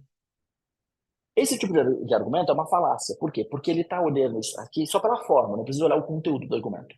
Mas a forma dele é tal que é o seguinte: ele vai tentar, a verdade, ele vai tentar garantir que a verdade da consequência garanta a verdade da premissa. Ou seja, o fato de ter molhado, a rua estar molhada, implica, de alguma forma, que tem que ter chovido, quando não é o seu caso. Porque pensa, um exemplo, usando esse mesmo exemplo, poderia ter passado um caminhão-pipa molhando a rua. O meu vizinho podia ter molhado a rua e feito com que ela estivesse molhada, não necessariamente ter chovido, certo? Então, o fato de a rua estar molhada não me garante que choveu, certo? Mas, se de fato, se chover implica que a rua está molhada e tenha chovido, então isso tem que me garantir, se as premissas, essas duas coisas são verdadeiras, isso tem que me garantir que a rua está molhada. P implica Q. E é o caso de P, então é o caso de Q. Vocês podem questionar, mas pode ser o caso que P não implica Q, mas daí você está questionando a verdade da premissa. Mas se ela for verdadeira, então P implica Q. P vai implicar o quê? A falácia aqui é exatamente ocorre quando a gente inverte. Ao invés de a gente afirmar antecedente, o P, que é a rua, choveu, a gente afirma que a rua está molhada, a gente afirma que Q, que é a consequente, e tenta obter antecedente, ou seja, que faz esse caminho. Isso é uma falácia. Mas onde tem um exemplo dessa falácia? Sherlock Holmes usa essa falácia o tempo inteiro.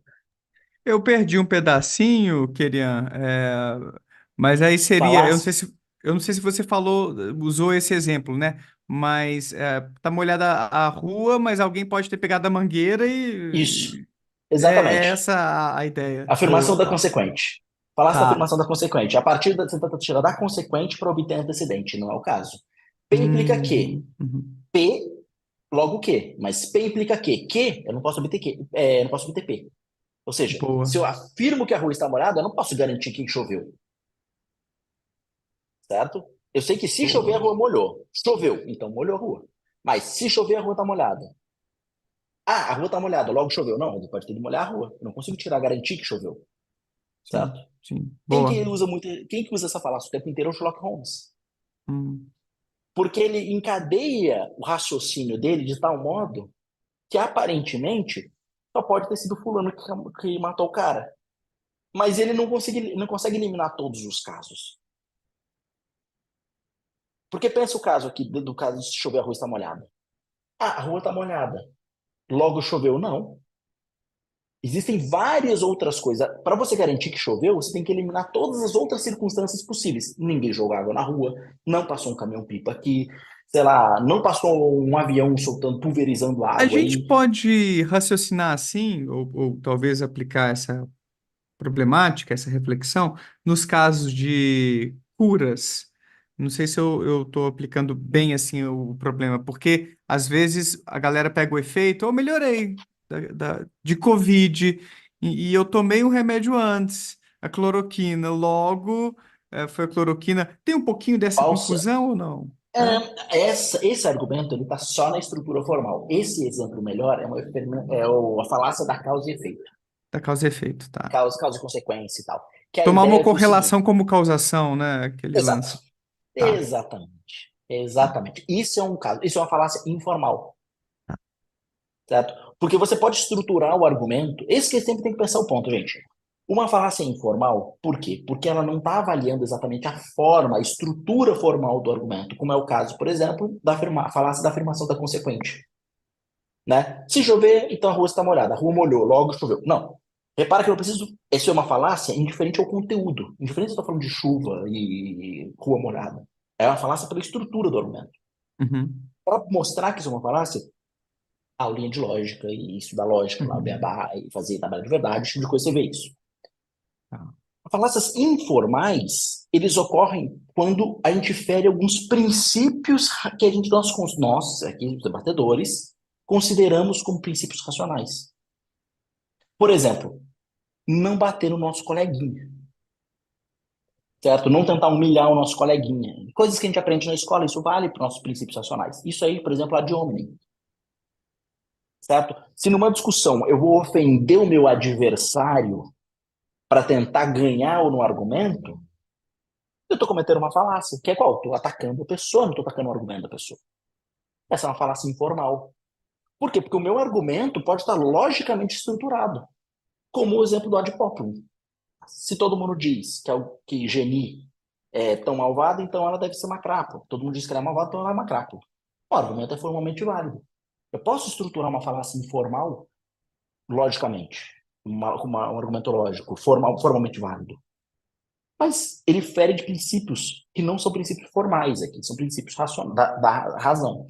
Lógica a lógica, a discussão de teoria da argumentação vai estudar, por exemplo, quais são os princípios, né? Que é especificamente a área chamada de lógicas informais, né? Estuda a lógica informal, para entender quais seriam esses princípios racionais, tá? Epistemologia, que vai discutir parte de debate, teoria do conhecimento, né? Epistemologia é a área da filosofia que vai discutir o que é o conhecimento. Algumas discussões em epistemologia vão sobre o princípio do que é racional e tal, e vão discutir quais seriam os princípios da razão, quais são os princípios que nós podemos adotar quando a gente está argumentando para conseguir atingir o conhecimento, esse tipo de coisa. Epistemologia das virtudes, ou seja, quais são os princípios, quais são os mecanismos que a gente pode considerar mecanismos virtuosos para se obter conhecimento, esse tipo de coisa. Aí, por favor, fiquem à vontade para pesquisar mais sobre isso, tá? A gente teve Mas, até uma aula sobre as virtudes intelectuais ou epistêmicas com o Marcelo Cabral aqui recentemente, perfeito. Então, ótimo. então vai complementar bem. Dá mais um exemplo aí de uma falácia E comum que as pessoas acabam apresentando numa discussão assim do dia a formal dia. ou informal? Vamos pegar assim, uma farmácia que você vai adorar, que é comum pra caramba, que é a falácia do begging the question, a petição de princípio. Edição de princípio. Basicamente, é uma falácia formal, certo? Hum. Quer dizer,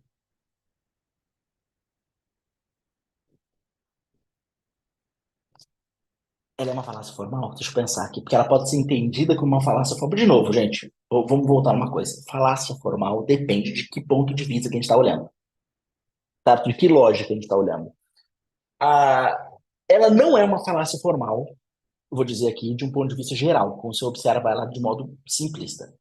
Petição de princípio é o argumento que vai falar o seguinte: eu vou supor a verdade da conclusão na própria premissa. Ou seja, eu vou tentar provar o que eu estou querendo defender a partir de algo que eu já estou assumindo. Vou querer defender que Deus existe. tá bom? Ó, Deus existe, tá bom? Daí você vai me perguntar, quais são as razões para você concluir que Deus existe? Ué, porque Deus escreveu a Bíblia. E a Bíblia está aí, escrita. Ou seja, eu estou supondo que Deus existe para ter escrito a Bíblia. Então, para defender que Deus existe, eu já estou supondo que Deus existe para ser ele que escreveu a Bíblia. Se a Bíblia existe, é porque Deus escreveu. A Bíblia existe, logo Deus escreveu. Certo?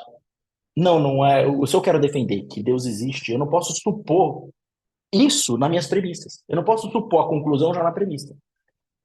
Mas isso é um argumento formalmente inválido? Depende da lógica. Tem lógica que vai falar que é informalmente, que é formalmente inválido, mas na lógica clássica não. Porque é o seguinte argumento: choveu, logo choveu. Ele é inválido? Não. É impossível a premissa choveu, tá chovendo. Ou a premissa 2 mais 2 igual a 4. Logo 2 mais 2 igual a 4. Se a premissa 2 mais 2 igual a 4 é verdadeira, então a conclusão 2 mais 2 igual a 4 tem que ser verdadeira. Parece meio circular, É, pensar assim. Eu já. exatamente. É Porque. também considerado como falácia da circularidade. Viciosa. Ah, tá. Pronto. Deus existe, porque está na Bíblia escrito que foi Uhum, inspirado por Deus e tal, mas o uhum. que garante que foi mesmo inspirado por Deus? Está escrito na Bíblia, então a Bíblia é a palavra de Deus Deus. existe. Deus existe. Por quê? Porque a Bíblia diz que Deus existe. Mas por que a Bíblia é verdadeira? Porque Deus que escreveu. Fica Ué, o que dando garante a voltas verdade nisso. da Bíblia é Deus, mas para garantir que Deus existe, eu estou usando a Bíblia, mas para assumir a Bíblia, eu tenho que assumir que Deus existe, não. Fica um É, vício aqui.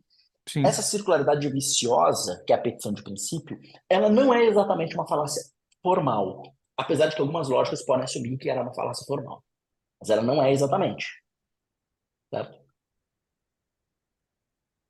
Por quê? Na lógica clássica, por exemplo, ela não é uma falácia, porque se você assume essa circularidade, ok, formalmente não está nem aí. P logo P é válido. Deus existe por quê? Porque Deus existe. Ok. Mas ela é informalmente, com certeza, isso nós aceitamos como é informalmente inválida. Porque a gente não assume o que a gente quer provar de antemão, né? Uhum. Não faz sentido, que a gente já Mas para defender o que a gente. você poderia até fazer partir de uma premissa, olha, supondo que isso aqui é verdadeiro, e a partir disso tentar derivar algumas coisas, aí seria mais aceitável? E isso é outra coisa. Por exemplo, reduções ao Ah, absurdo. tá. Supõe que Deus não existe. Aí Uhum. dessa suposição eu encontro uma contradição. Tá. Aí eu vou falar, ó, usando a lógica clássica, né? A partir dessa contradição que eu encontrei, e como contradições aqui não são verdadeiras, porque nós estamos aqui sobre o regime clássico do mundo ocidental e nós rejeitamos contradições, se a suposição que Deus não existe me leva a uma contradição, por conta do redução a absurdo, a estrutura de argumento é redução a absurdo, a premissa que eu assumi, suposição, tem que ser falsa. Ou seja, Deus tem que existir. Isso é outra coisa, isso é um argumento sofisticadíssimo. É a mesma estrutura de argumento que a gente está utilizando que o matemático usa para provar que raiz de 2 é irracional. Se um Uhum. religioso conseguir fazer isso, lindo. Mas Entendi. agora, eu vou provar que Deus existe. Como? Deus existe. Porque a Bíblia diz que ele existe e Deus escreveu a Bíblia. Não, estamos circular. Em alguns casos, que não são exemplos simples de dar, talvez eu não vou conseguir dar um exemplo concreto, mas talvez vocês consigam imaginar como isso é possível. Nós podemos aceitar o que a gente chama de circularidade virtuosa, Hum. certo? Porque pensa que é o seguinte, um argumento, eu vou defender uma tese, certo? A tese que eu vou defender, pensa no seguinte, eu vou defender uma tese qualquer, Deus existe. Bem, Uhum. eu vou defender essa tese usando algum argumento, certo? Então, essa minha tese, ela vai ser a conclusão do argumento. Eu quero chegar a concluir que Deus não existe a partir de algumas premissas. Então, eu vou apresentar premissas para chegar numa conclusão, que essa vai ser a conclusão que eu quero defender, certo? Mas não necessariamente, eu vou apresentar às vezes só um argumento. Às vezes eu estou encadeando um conjunto enorme de raciocínio, um raciocínio gigantesco, na qual eu apresento premissas para defender uma conclusão. Agora, essa conclusão que eu defendi, ela vira premissa de um outro De argumento. um outro argumento. Aham. E aí eu faço o raciocínio para chegar numa nova conclusão. Aí eu pego essa premissa, junto com a premissa, e aí vou fazendo, e vou trabalhando, e vou mexendo. E isso é o que a gente mais faz. É Hum, muito raro de empacotar todo um raciocínio num argumento só. A gente apresenta raciocínios para defender alguma é. coisa. Certo? Geralmente a gente vai defender um grande argumento. Esse argumento, para atingir essa conclusão que eu quero, ela tem 5 premissas. Só que todas as 5 premissas são que podem ser questionadas. Então, o que eu vou fazer? Eu vou defender uma premissa por cada vez. Provo que você tem que assumir as 5 premissas, para depois, se você assumir as 5 premissas, você tem que assumir a conclusão. Essa é a ideia. Então, para Uhum, cada uma dessas premissas, eu apresento argumentos a favor delas. Para uhum, chegar depois, unir todas elas e dar essa conclusão. uhum. Só que pode acontecer no meio disso tudo de você ter algum tipo de circularidade. A questão é, às vezes a circularidade está tão distante uma da outra que o processo ele é virtuoso. O processo você adquire conhecimento. Isso acontece. A gente às vezes não consegue pensar em bons exemplos disso, mas isso acontece sim. Por exemplo, supostamente,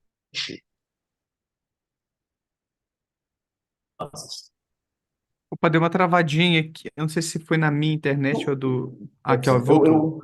Eu Você está tô, me ouvindo? Vendo? Ah, tô, tô pronto. sim, tô sim. Retomamos. Supostamente, na matemática pode ocorrer alguns tipos de circularidades virtuosas. Ah, mas aonde ocorrem essas circularidades? Em pontos muito distantes que a gente não observa, entende? Coisas de fundamentos da matemática e depois isso vai se circular com o que você está assumindo em, meu Deus, em cálculo 3, sabe?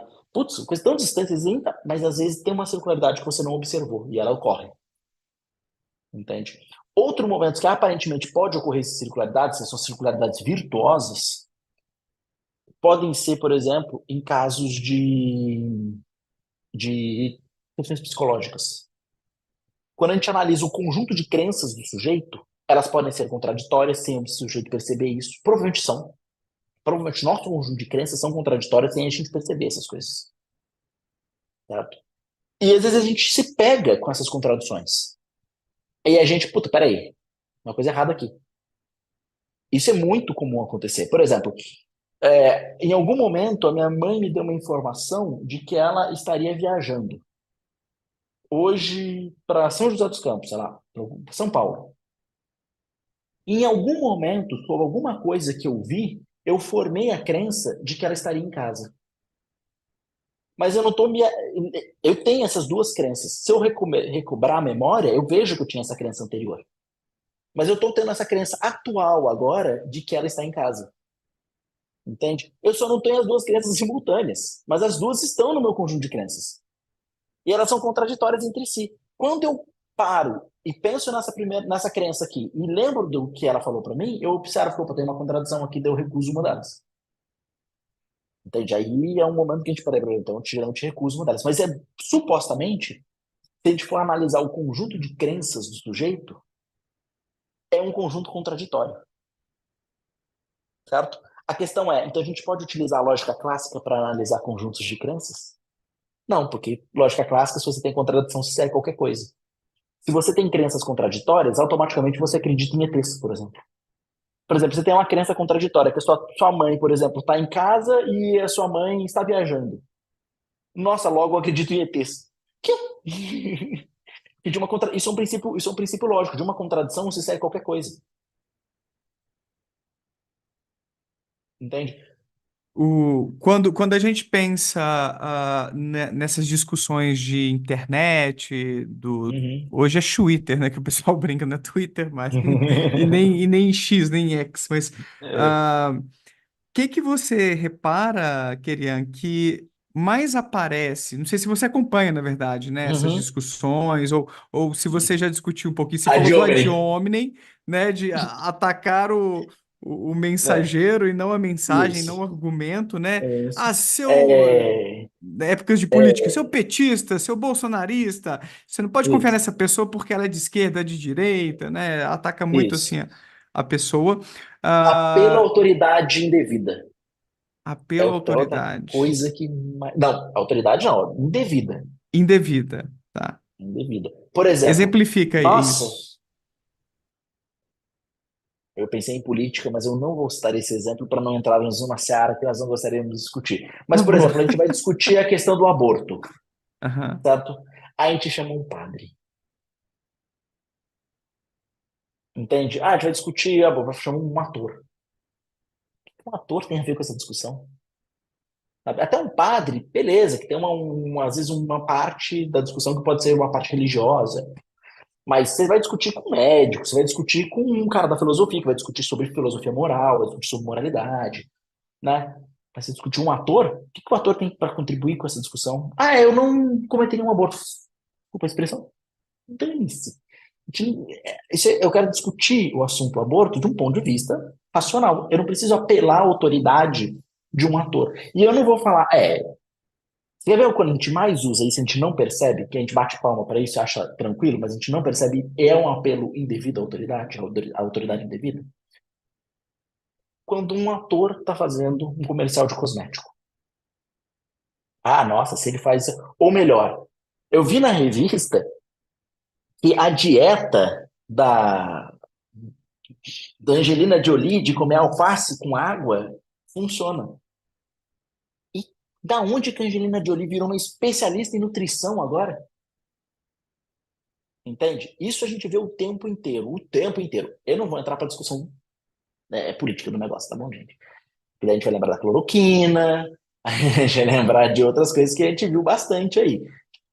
O cara não tem nada a ver com médico, não é um farmacêutico, entende? Para discutir certas coisas. Então não tem que se opinar sobre isso. Mas existe o apelo à autoridade que é razoável. Até Devida. conversa. Devida. Ah, beleza. Sim, claro. Conversei rapidamente sobre isso Não sei se com a Maíra, ontem a gente falou sobre isso, com o Marcelo. Eventualmente é Isso, um toda, especialista falando sobre o assunto, então é razoável você toda confiar. ciência baseada, toda, 99,9% da ciência é desenvolvida em cima pela autoridade devida. Devida. Me diz uma coisa, eu aposto que a maior parte dos químicos, talvez, eu digo até os químicos, nunca pararam para olhar numa microscopia eletrônica para ver se de fato a água é composta de H2O. Uhum. Confiam no que seus Fica, se o predecessores cara, afirmaram, isso, concluíram. Uhum. às vezes o cara tá com o microscópio, tá tudo ali, e ele vai fazer o quê? Ele vai analisar uma coisa mais sofisticada, ele não vai olhar a água, porque, tipo, gente, pelo amor de Deus, já confia na ciência, né? Não precisa ficar Uhum. revendo isso, porque provavelmente milhões de pessoas já viram isso hoje em dia, né? Pelo amor de Deus. Entende? E Uhum. assim, você já olhou se a água é H2O? Você, por acaso, sei lá, já tentou respirar no vácuo para ver se você vai morrer? Não. Você confia na autoridade, você entende mais ou menos, vê o que os Sim. cientistas falam e tudo, e assume. Eu nunca vi a muralha da China. Como você sabe que a muralha da China está na China? Ah, porque pelo nome, não, né? Não, não. Mas como que eu sei que a grande muralha está de fato na China? Eu nunca fui lá. É porque eu confio em todo mundo que foi, Ah, viu os mostra uma livros. foto e tal, mas poderia ser uma foto de uma muralha em outro lugar, em outro país, né? É. Sim, E eu aí a poderia gente estar errado, até. poderia. É, é. Eu poderia estar sendo enganado por todo mundo. Esse é o raciocínio de Descartes. Uhum. O raciocínio de Descartes é esse. Ele vai assumir uma noção de cética. Agora vamos mudar um pouquinho de assunto, mano. Desculpa aqui, um devaneio filosófico aqui para Parênteses. mostrar. Esse é o argumento de Descartes. Ele vai falar o seguinte: digamos que o tese de Descartes parece bem rápido só para explicar isso aqui. Descartes ele Uhum. vai estar tentando justificar o conhecimento, da onde nós obtemos conhecimento. Como a gente pode garantir que o conhecimento seguro acerca da realidade externa que a gente vê? Como que eu garanto que eu estou vendo um copo aqui? Como eu garanto que existe um mundo externo e a gente obtém conhecimento sobre ele? Ele vai falar, olha, eu preciso eliminar... o grande adversário dele é o cético. É o cara que vai colocar o conhecimento dele o tempo inteiro em desafio, certo?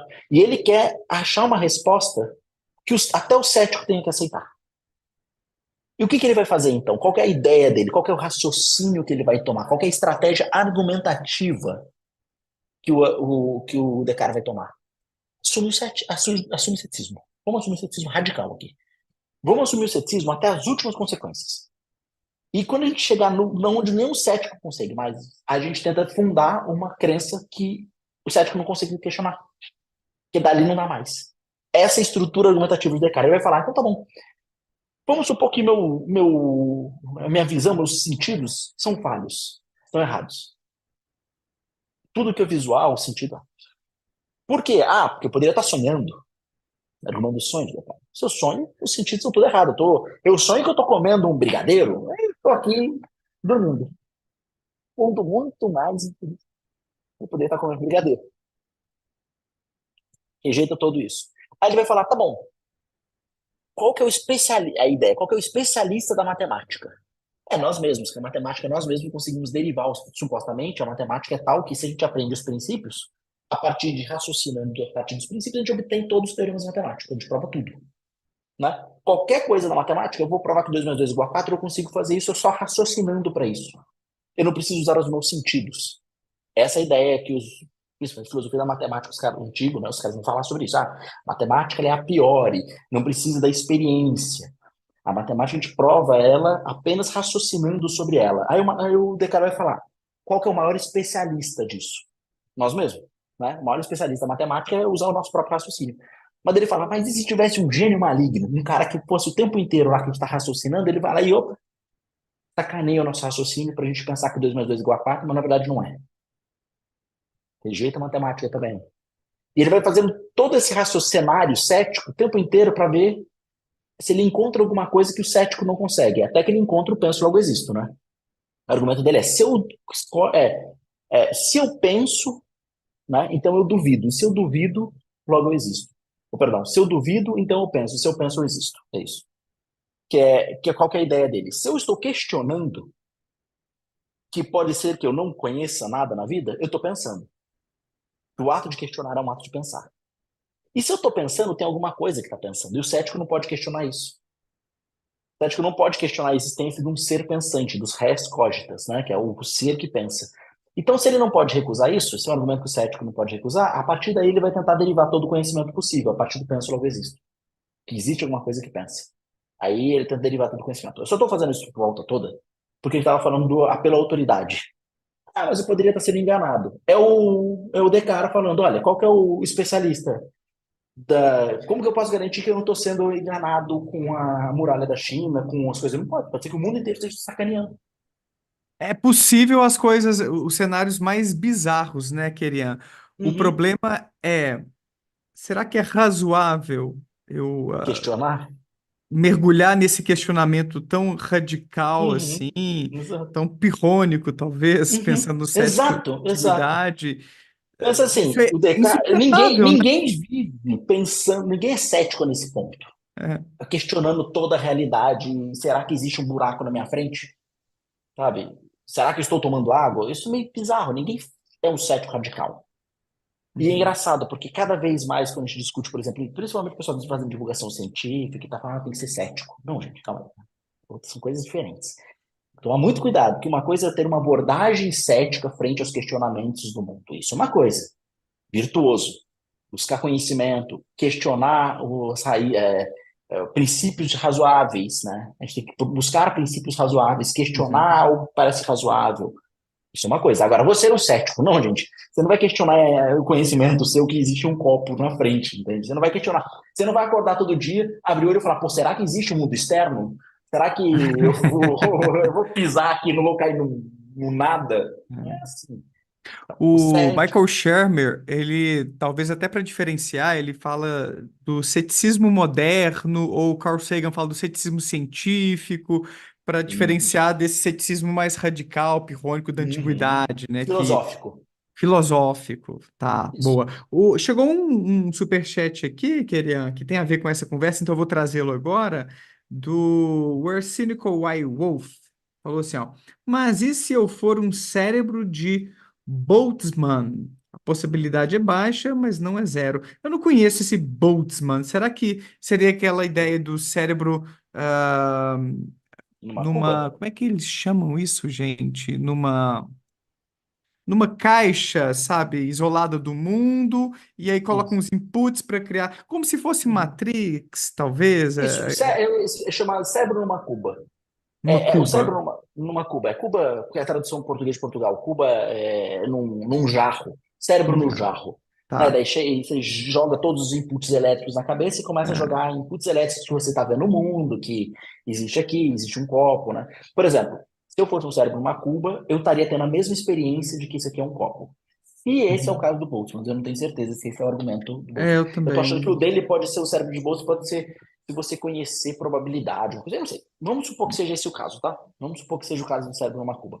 A Uhum. probabilidade é baixa. Claro que é baixa. Não existe a probabilidade, por exemplo, de que todo mundo tá sacaneando. Que você, na verdade, tá vivendo no show de Truman. Show de Truman. É um bom filme, né? A Todo mundo gente não assistindo a precisa. gente. Não, a gente, não. Pensa que a gente não precisa ir no cérebro numa cuba, que é muito mais radical. Pensa que o cérebro numa cuba, o argumento de que eu poderia estar sendo um cérebro manipulado por um cientista maluco, e ele tá jogando esses inputs elétricos para eu acreditar que eu tô aqui dando uma entrevista para você, que existe um copo na minha mão, que isso aqui. Ele tá manipulando tudo isso aqui, tipo uma Matrix. E eu, na verdade, eu sou um cérebro. A probabilidade disso é muito baixa. A probabilidade não é tão baixa. Quer dizer, essa probabilidade de ser um cérebro na Cuba é mais baixa, é menor do que a probabilidade de a gente estar vivendo um show de Truman. É mais fácil, probabilisticamente, eu estar sendo manipulado por todo mundo à minha volta, me fazer pensar que eu estou vivendo num cenário, a probabilidade é menor do que eu ser um cérebro numa Cuba. Porque pensa que ser um cérebro numa Cuba envolve questionar a própria existência do que eu estou vendo, realidade.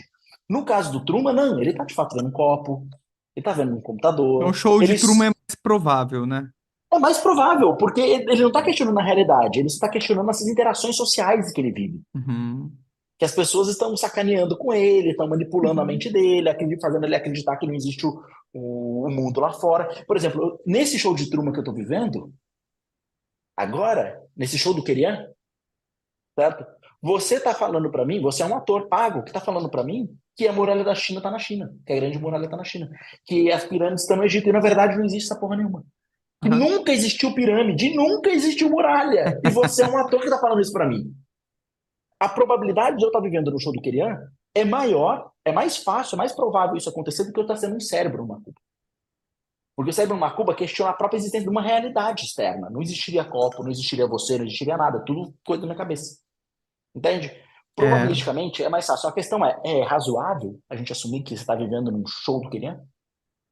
Pois é, existe algo. Eu não sei, eu já ouvi essa expressão algumas vezes. Foi até num livro de um teólogo que fala, acho que é o ceticismo da fé, alguma coisa assim, ou perto disso. Estava lendo um teólogo há uns anos para me inspirar numa parte da minha tese, inclusive de doutorado.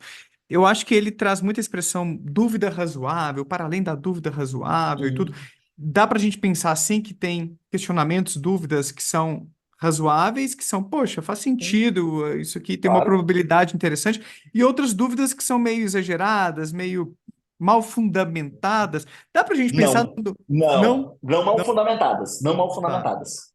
Não, às vezes elas são talvez elas são melhores fundamentadas que essas dúvidas razoáveis.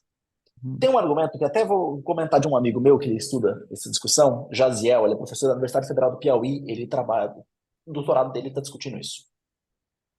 Que é basicamente o seguinte: como que a gente vai conseguir? Porque assim, supostamente Descartes não consegue de fato responder ao cético.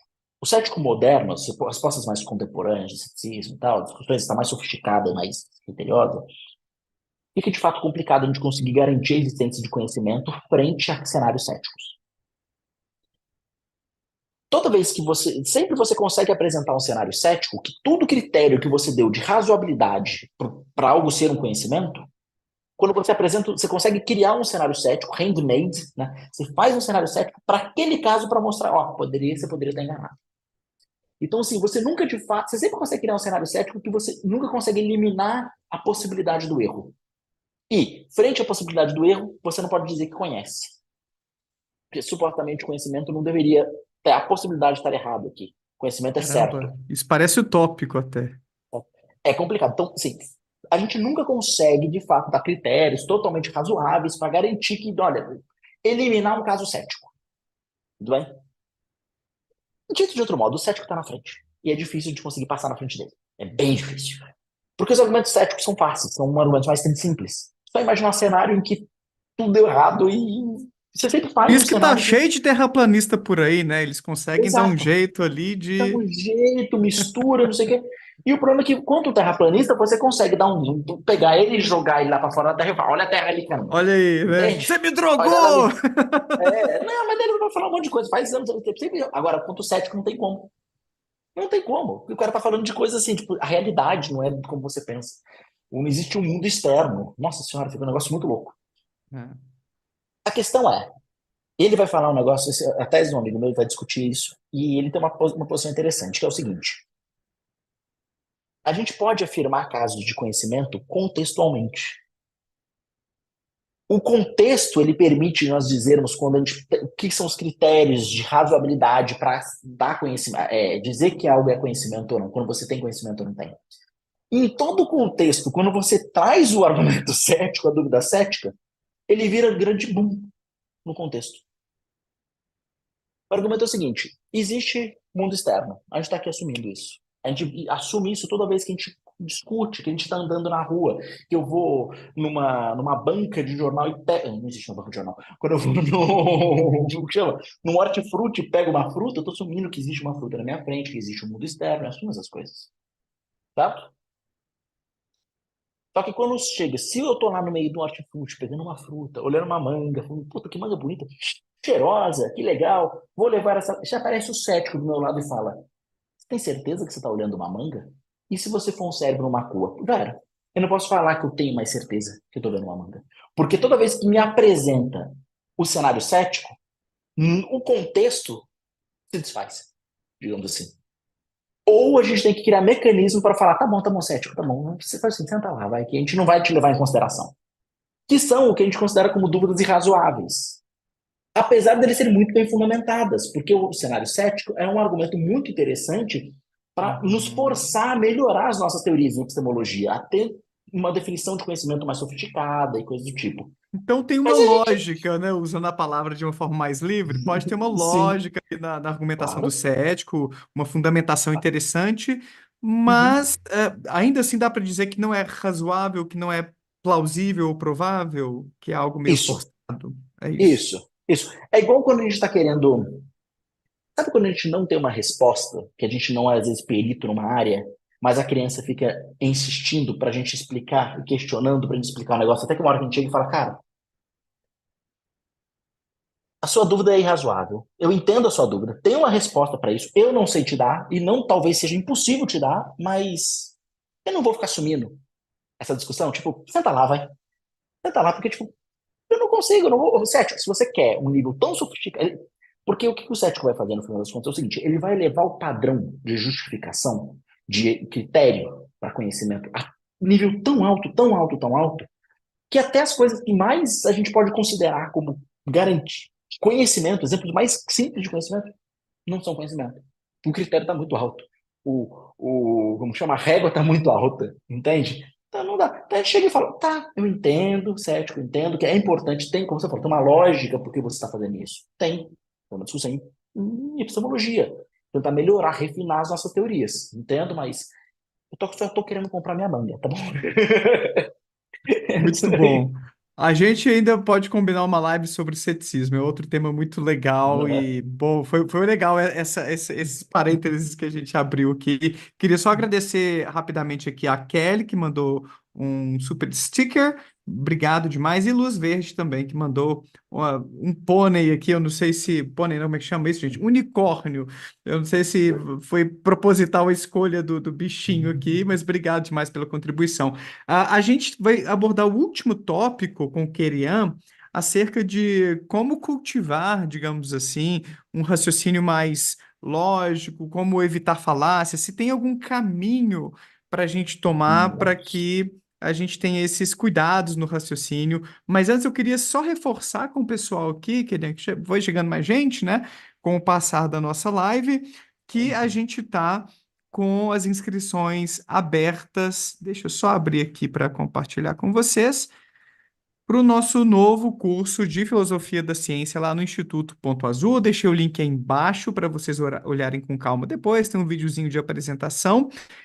E teremos 5 aulas com esses professores feras em filosofia da ciência, Desidério Murcho, Maíra da Costa, Vitor, Luiz Elvésio e Tiago Oliveira, para falar de temas legais, olha só, como o realismo científico. Será que, ó, tem a ver até com o que a gente estava falando aqui, ó, metafísica da ciência, naturalismo. Será que a ciência descreve a realidade como ela realmente é? As teorias científicas estão conectadas com o mundo justamente como a gente o observa e por aí vai.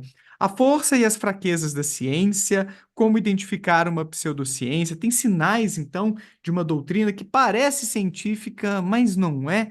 O erro de Einstein, o que foi essa escorregada do Einstein sobre modelos causais? A Maíra, que esteve aqui ontem, vai dar essa aula para a gente, inclusive. E o Luiz Marques vai falar sobre se Deus pode ser cientificamente investigado. Olha só temas bacanas para a gente entender um pouquinho melhor sobre o que é a ciência à luz da filosofia, com problematizações para a gente sair da caixa e ver que o negócio é muito mais complexo do que parece ser. Os filósofos são bons nisso, como querendo estar ilustrando hoje aqui para a gente, né? O que Só parece contar uma simples. coisa. Aham, Só falar uma coisa interessante aqui. O Desidério foi um dos meus primeiros professores de filosofia na graduação. Quando eu entrei na graduação em Ouro Preto, ele foi meu professor. legal. E o Luizinho e a Maíra eram da. Eles não eram da minha turma, eles eram uma turma um pouco mais à frente, mas eram todos nossos amigos. A gente convivia na graduação juntos. Pois A é, o Maíra FOP, e o né? Você Luizinho. fez, é Uhum. verdade, você mencionou o FOP, então, caramba, eu não tive esse viés, ou pelo menos não foi consciente, mas talvez E você porque, pegou o Vitor também, que eu vi que ele não é da minha época, ele é mais novo, ele é um rapaz mais novo, sim. que ele também é graduado na UFOP. Pois é, isso que eu ia falar. Parece que aqui o Thiago, também PUC Minas, o FMG, né? Eu fui só para Minas ali, ó, sem perceber, né? Que é a minha terra, inclusive. Mas eu acho que por conhecer o Vitor e o Desidério, eu já tinha visto alguma coisa dele. As referências, né? Assim, as indicações, Uhum. eu acho que foram se cruzando. Eu acho que foi um pouquinho esse caminho. O Desidério, ele tem um dos maiores portais de textos em filosofia em português Sim, do mundo, sim, né? Que é o Crítica na sim. Rede. Tem Crítica na rede. traduções excelentes em português. Sim, Exato. recomendo muito a quem tem interesse em filosofia e não consegue ler inglês, conhecer o Crítica na Rede. E quem sabe ler inglês também, porque lá tem muita coisa boa. E agora, se você sabe ler inglês, aí eu já recomendo também o Stanford Encyclopedia, né? O Uhum. SEP, né? Stanford Encyclopedia of Philosophy, que é Plato, Tem artigos o ótimos link, ali. nossa, aquilo lá são excelentes. E o IEP também, né? O Internet Encyclopedia of Philosophy. Ah, São isso eu não dois, né? O conheço. CEP e o Uhum. IEP. É, às vezes, umas coisas que não tem no CEP, tem no IEP e vice-versa. Massa. Boa, obrigado Mas todos têm pelas as mesmas dicas. características, assim. Aham. Então, pessoal, quem se inscrever no Instituto Ponto Azul, sendo membro do IPA Plus, tem acesso não só ao curso de Filosofia da Ciência, mas a todo o material que já está disponível lá, como o curso História da Bíblia, Psicologia da Religião, Cérebro Místico, tudo sobre pseudociências, e aos próximos cursos que virão em 2024, Seitas Religiosas, Filosofia da Religião, De Onde Viemos, que vai ser um curso dado por divulgadores científicos para trazer biologia, química, física, para falar sobre as nossas origens, além dos clubes do livro e do Ah, nosso ah, grupo ah. exclusivo no Telegram. Posso recomendar para você de onde viemos, tramar alguém da filosofia também? Sabe quem que Claro, poderia até trabalhar com isso? O Desidério. é mesmo. Ele Tem um é problema, manja pra caramba. então, tem Aham, um problema em filosofia que é um problema sobre o sentido da vida. aham. E não é um problema religioso, meramente religioso, é um problema bem interessante. Essa Olha, discussão sobre o sentido da vida, ela envolve, por exemplo, a ideia de onde viemos. Eu acho bem interessante, é uma que discussão bem legal. legal. Tem Vou vários chamar um filósofo analíticos. também, então, para, ó, Desidério já tá aí como é que fala? Na lista preliminar, Na então, ó, lista. dos convidados. Então é isso, pessoal. Até sábado que vem, dia 16, a gente está com o valor promocional, saindo por R$ 347 a anuidade. Eu gosto de deixar isso bem claro, que tem gente que acha que é mensalidade. Não, é no ano. Você vai pagar isso aqui uma vez só para acessar todo esse conteúdo aqui ao longo de 12 meses, beleza? Então, é um valor bem acessível diante do volume de conteúdos que a gente tem. São cerca de 200 horas de materiais. Então, cola com a gente para desenvolver mais seu pensamento crítico, para entender mais de filosofia, de ciência, que tá massa demais. Então a gente está chegando aqui no final, queria deixa assim uma recomendação breve para quem quer se aprofundar, para quem quer desenvolver mais essas habilidades argumentativas, quem quer entender um pouquinho mais sobre lógica e passar longe de falácias. Qual que é o seu conselho para quem está nos assistindo aqui? Olha, o meu conselho principal, se o seu foco é meramente falácia e raciocínio, raciocina e vai ler sobre falácias, vai ler exemplos de falácias. É isso, é o melhor jeito. É assim, é igual perguntar como que eu faço para me tornar um melhor ciclista? Vai andar de bicicleta. Vai andar, vai fazer um negócio, vai todo dia andar. Ah, como que eu me torno um melhor corredor? Vai correr, corre todo dia, você vai entendendo, você vai a prática vai te ajudar. Ah, mas eu não vou me tornar um profissional da corrida, eu não vou ganhar maratona com isso. Não, não vai lá, você tem como ser melhor corredor. Primeiro é corre, depois a gente vai refinando. Para refinar, aí eu recomendo, vai assistir um curso de lógica, vale muito a pena, ou ler um livro de lógica. Aí, da parte formal, para a parte informal, tem poucos. Tem o Daniel Walton, se eu não me engano, que é Lógica Informal, o nome do livro. Eu não posso indicar exatamente esse livro, porque não é um livro que me deu muito interesse em seguir. Eu vi só coisas sobre ele. Interessante seguir. Tem um verbete na CEP, se eu não me engano, sobre lógicas informais. Então, talvez valha a pena. Mas sobre lógica formal, que eu acho que é um aspecto interessante aqui, que abre também, né, além de você aprender sobre lógica, sobre falácias formais, você vai entender sobre a pluralidade lógica, vai conhecer sistemas, vai te abrir uma visão sobre a própria matemática, sobre como chama? Sobre filosofia da lógica, as discussões, vai abrir uma visão também sobre computação, entender mais ou menos como os caras estão fazendo, o que que é aquilo ali e tal. Isso eu recomendo. Em português tem um livro muito bom, que é do professor meu, que é, caraca, César Mortari. Eu tô tentando lembrar o nome do livro. Um curso de lógica não é... Lógica, uma Dá uma introdução? Uma introdução bugada à aí. lógica. Ai, Peraí, boa, vamos ver. lembrou. Mortário. Introdução à lógica. Isso, é porque tem vários. Isso, Introdução à Lógica, do César Mortari, tá bom? Porque assim, é que tem um outro livro muito bom chamado Um Curso de Lógica, salvo engano, de Sujetinho, que é um curso, é um livro muito bom, mas não recomendo porque é um pouco mais avançado. Então, primeiro começa com Mortari, aí depois talvez eu consiga estudar, depois eu fico. Se você lê, assim, se você, inclusive se você lê inglês, eu recomendo o livro do Mortari ainda, que eu acho que o livro do Mortari talvez seja um dos mais gostosos para a primeira visão de lógica. Entender lógica, assim, a primeira vez, entender a discussão sobre o que é o raciocínio. Esse livro, o Mortari é professor da filosofia, um excelente lógico, professor da filosofia lá da Universidade Federal de Santa Catarina. Eu não sei se ele aposentou, mas ele era um grandíssimo nerd, diga-se de passagem. Foi um grande amigo. E ele tem esse livro voltado principalmente para o pessoal da filosofia e da linguística. Então, assim, é um livro muito legal que ele pega na mão do aluno. Ele pega, ele foi professor de lógica uma carreira inteira. E ele foi vendo os problemas dos alunos, de entender lógica e tudo, e ele foi escrevendo ao longo de muito tempo. Ele foi escrevendo, coletando material de aula e tal, até que ele publicou a primeira versão, edição. Muito tempo depois, ainda demorou até que ele publicar a segunda edição, revendo um monte de coisa. Assim. Então, o livro é um filezinho como um livro de introdução à lógica. Vale muito a pena, inclusive entre livros em inglês. Esse é Recomendo. qual o título? Introdução à lógica. Introdução à lógica, tá. Introdução à lógica. César Mortari. Boa. É excelente. Para mim, um dos melhores livros de introdução à lógica escritos. Que Tá isso, que bom? legal. Por isso que Então eu estou fiquem dizendo, aí. é excelente, é um livro muito bom. Por uma primeira acepção. Claro, se você quer uma introdução à lógica mais sofisticada, daí já não é mais bem introdução, né? Mas de um ponto de Aham. vista matemático, tem outros, tem do Mendelssohn, Kleene, tem grandes nomes aí, mas eu não recomendaria para começo. Assim, se você tem esse Uhum. E interesse, aí, eu acho que quem está vai. assistindo a gente ao vivo ou gravado, em Isso, geral, vai estar mais numa isso. fase inicial, assim, para querer se É, aprofundar mesmo.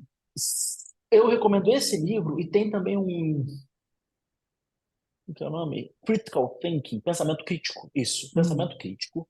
Deixa eu ver aqui, é de um, de um Chico, O Poder da Lógica. Deixa eu ver se é esse aqui mesmo. Só fazer um comentário rápido aqui, que Isso. eu acho que a Maíra estava aqui mais cedo, que a gente fez uma live ontem, então um abraço, Maíra, Uhum. valeu pela presença. E eu não consegui acompanhar o chat direito, gente, e parece que a Maíra comentou que tinha alguém fazendo os ad hominems, né, atacando os coleguinhas aqui, gente. Vamos pegar leve, vamos ser respeitosos uns com os outros. E o Ariel apareceu aqui, parece que da metade da live para lá, para botar ordem na casa. Obrigado demais, Ariel. Vou tentar recrutar um pouco mais de moderadores, né? Porque às vezes fica pesado para o Ariel estar sempre presente e tudo, mas obrigado por ter chegado aí e organizar o chat, gente. Vamos ser mais respeitosos, tá, galerinha? Mas de toda forma, a maioria aqui está se comportando bem. Obrigado pelos comentários, pelas perguntas. E, Kerian, desculpa te interromper só porque Sem problema queria nenhum. fazer um comentário aqui. Tem um outro livro que, assim, talvez seja um pouco mais introdutório, tá? Mas ele é muito bom mesmo. Chama-se Pensamento Crítico, tá? O Poder da Lógica e da Argumentação. Esse Pensamento Crítico. E ele a versão inglesa dele é do Richard Epstein, e ele foi traduzido em português e incrementado pelo professor Walter Carnielli, da Unicamp, que é um excelente lógico, um amigo meu também. E aí esse livro também eu recomendo muito, com um livro não de introdução exatamente à lógica, mas aí sim um livro voltado para pensamento crítico, análise de raciocínio, raciocínio informal, esse tipo de coisa. Esse é um excelente livro. Então, assim, se você quer uma visão de lógica de um ponto de vista mais formal, o do Mortari é excelente. Uma discussão de lógica e raciocínio crítico, esse tipo de coisa, esse livro Pensamento Crítico do Carnegie e do Epstein. Vale muito a pena esses dois Maravilha. livros. E como Muito eu disse bom. antes, crítica na rede, do Desidério tem coisa. O Stanford, se você lê em inglês, a Stanford Encyclopedia of Philosophy, a IEP, a Internet Encyclopedia of Philosophy, também tem. Então, pode procurar lá, tem bastante coisa. Muitas opções, então, para Uhum. vocês se aprofundarem, pessoal. Aqui foi uma introdução, foi mais para deixar um gostinho, colocar algumas direções para vocês conhecerem. Eu também, né? Conhecer coisas sobre as quais eu pouco me debrucei na vida. Eu li um pouquinho dentro da filosofia, de filosofia da mente, um pouquinho de epistemologia, filosofia da ciência, mas lógico, é um Uhum. tema que eu ainda estou um pouco alheio e aprendi bastante com você hoje aqui, Kerian, e fiquei com vontade Fico de feliz. entrar mais em contato com esse tema que é tão interessante e tão relevante para quem faz comunicação científica, para quem discute essas coisas, ficar mais ligado no raciocínio Uhum. lógico, nas falácias, para poder se posicionar melhor e ver quando a galera está dando umas escorregadas. Então, eu agradeço demais Uhum. pela presença, te parabenizo pelo seu trabalho, pela sua trajetória Obrigado. acadêmica, e vou ficar na torcida para você voltar um dia para o YouTube para fazer mais divulgação de filosofia aqui para gente, que seu trabalho é muito bacana. Pretendo. Sim, cara. Cara, de vez em quando eu tento fazer divulgação no Instagram. Então, quem Boa. quiser, pode seguir Verdade, lá. tá aí, ó. Querian. Aí embaixo eu já deixei, mas o nome do Querian tá aí na telinha também. É fácil achá-lo lá no Instagram, porque é o único Querian do universo. É isso mesmo, Querian? Quase isso. Quase. Quase isso.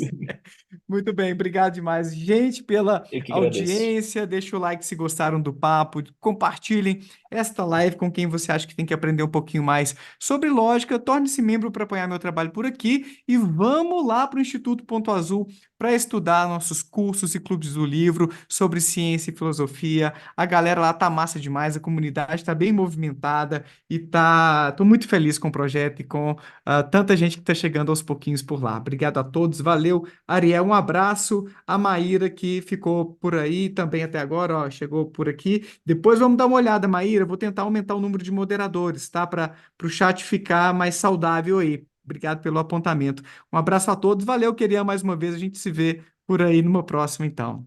Tchau, tchau. Tchau, tchau, gente.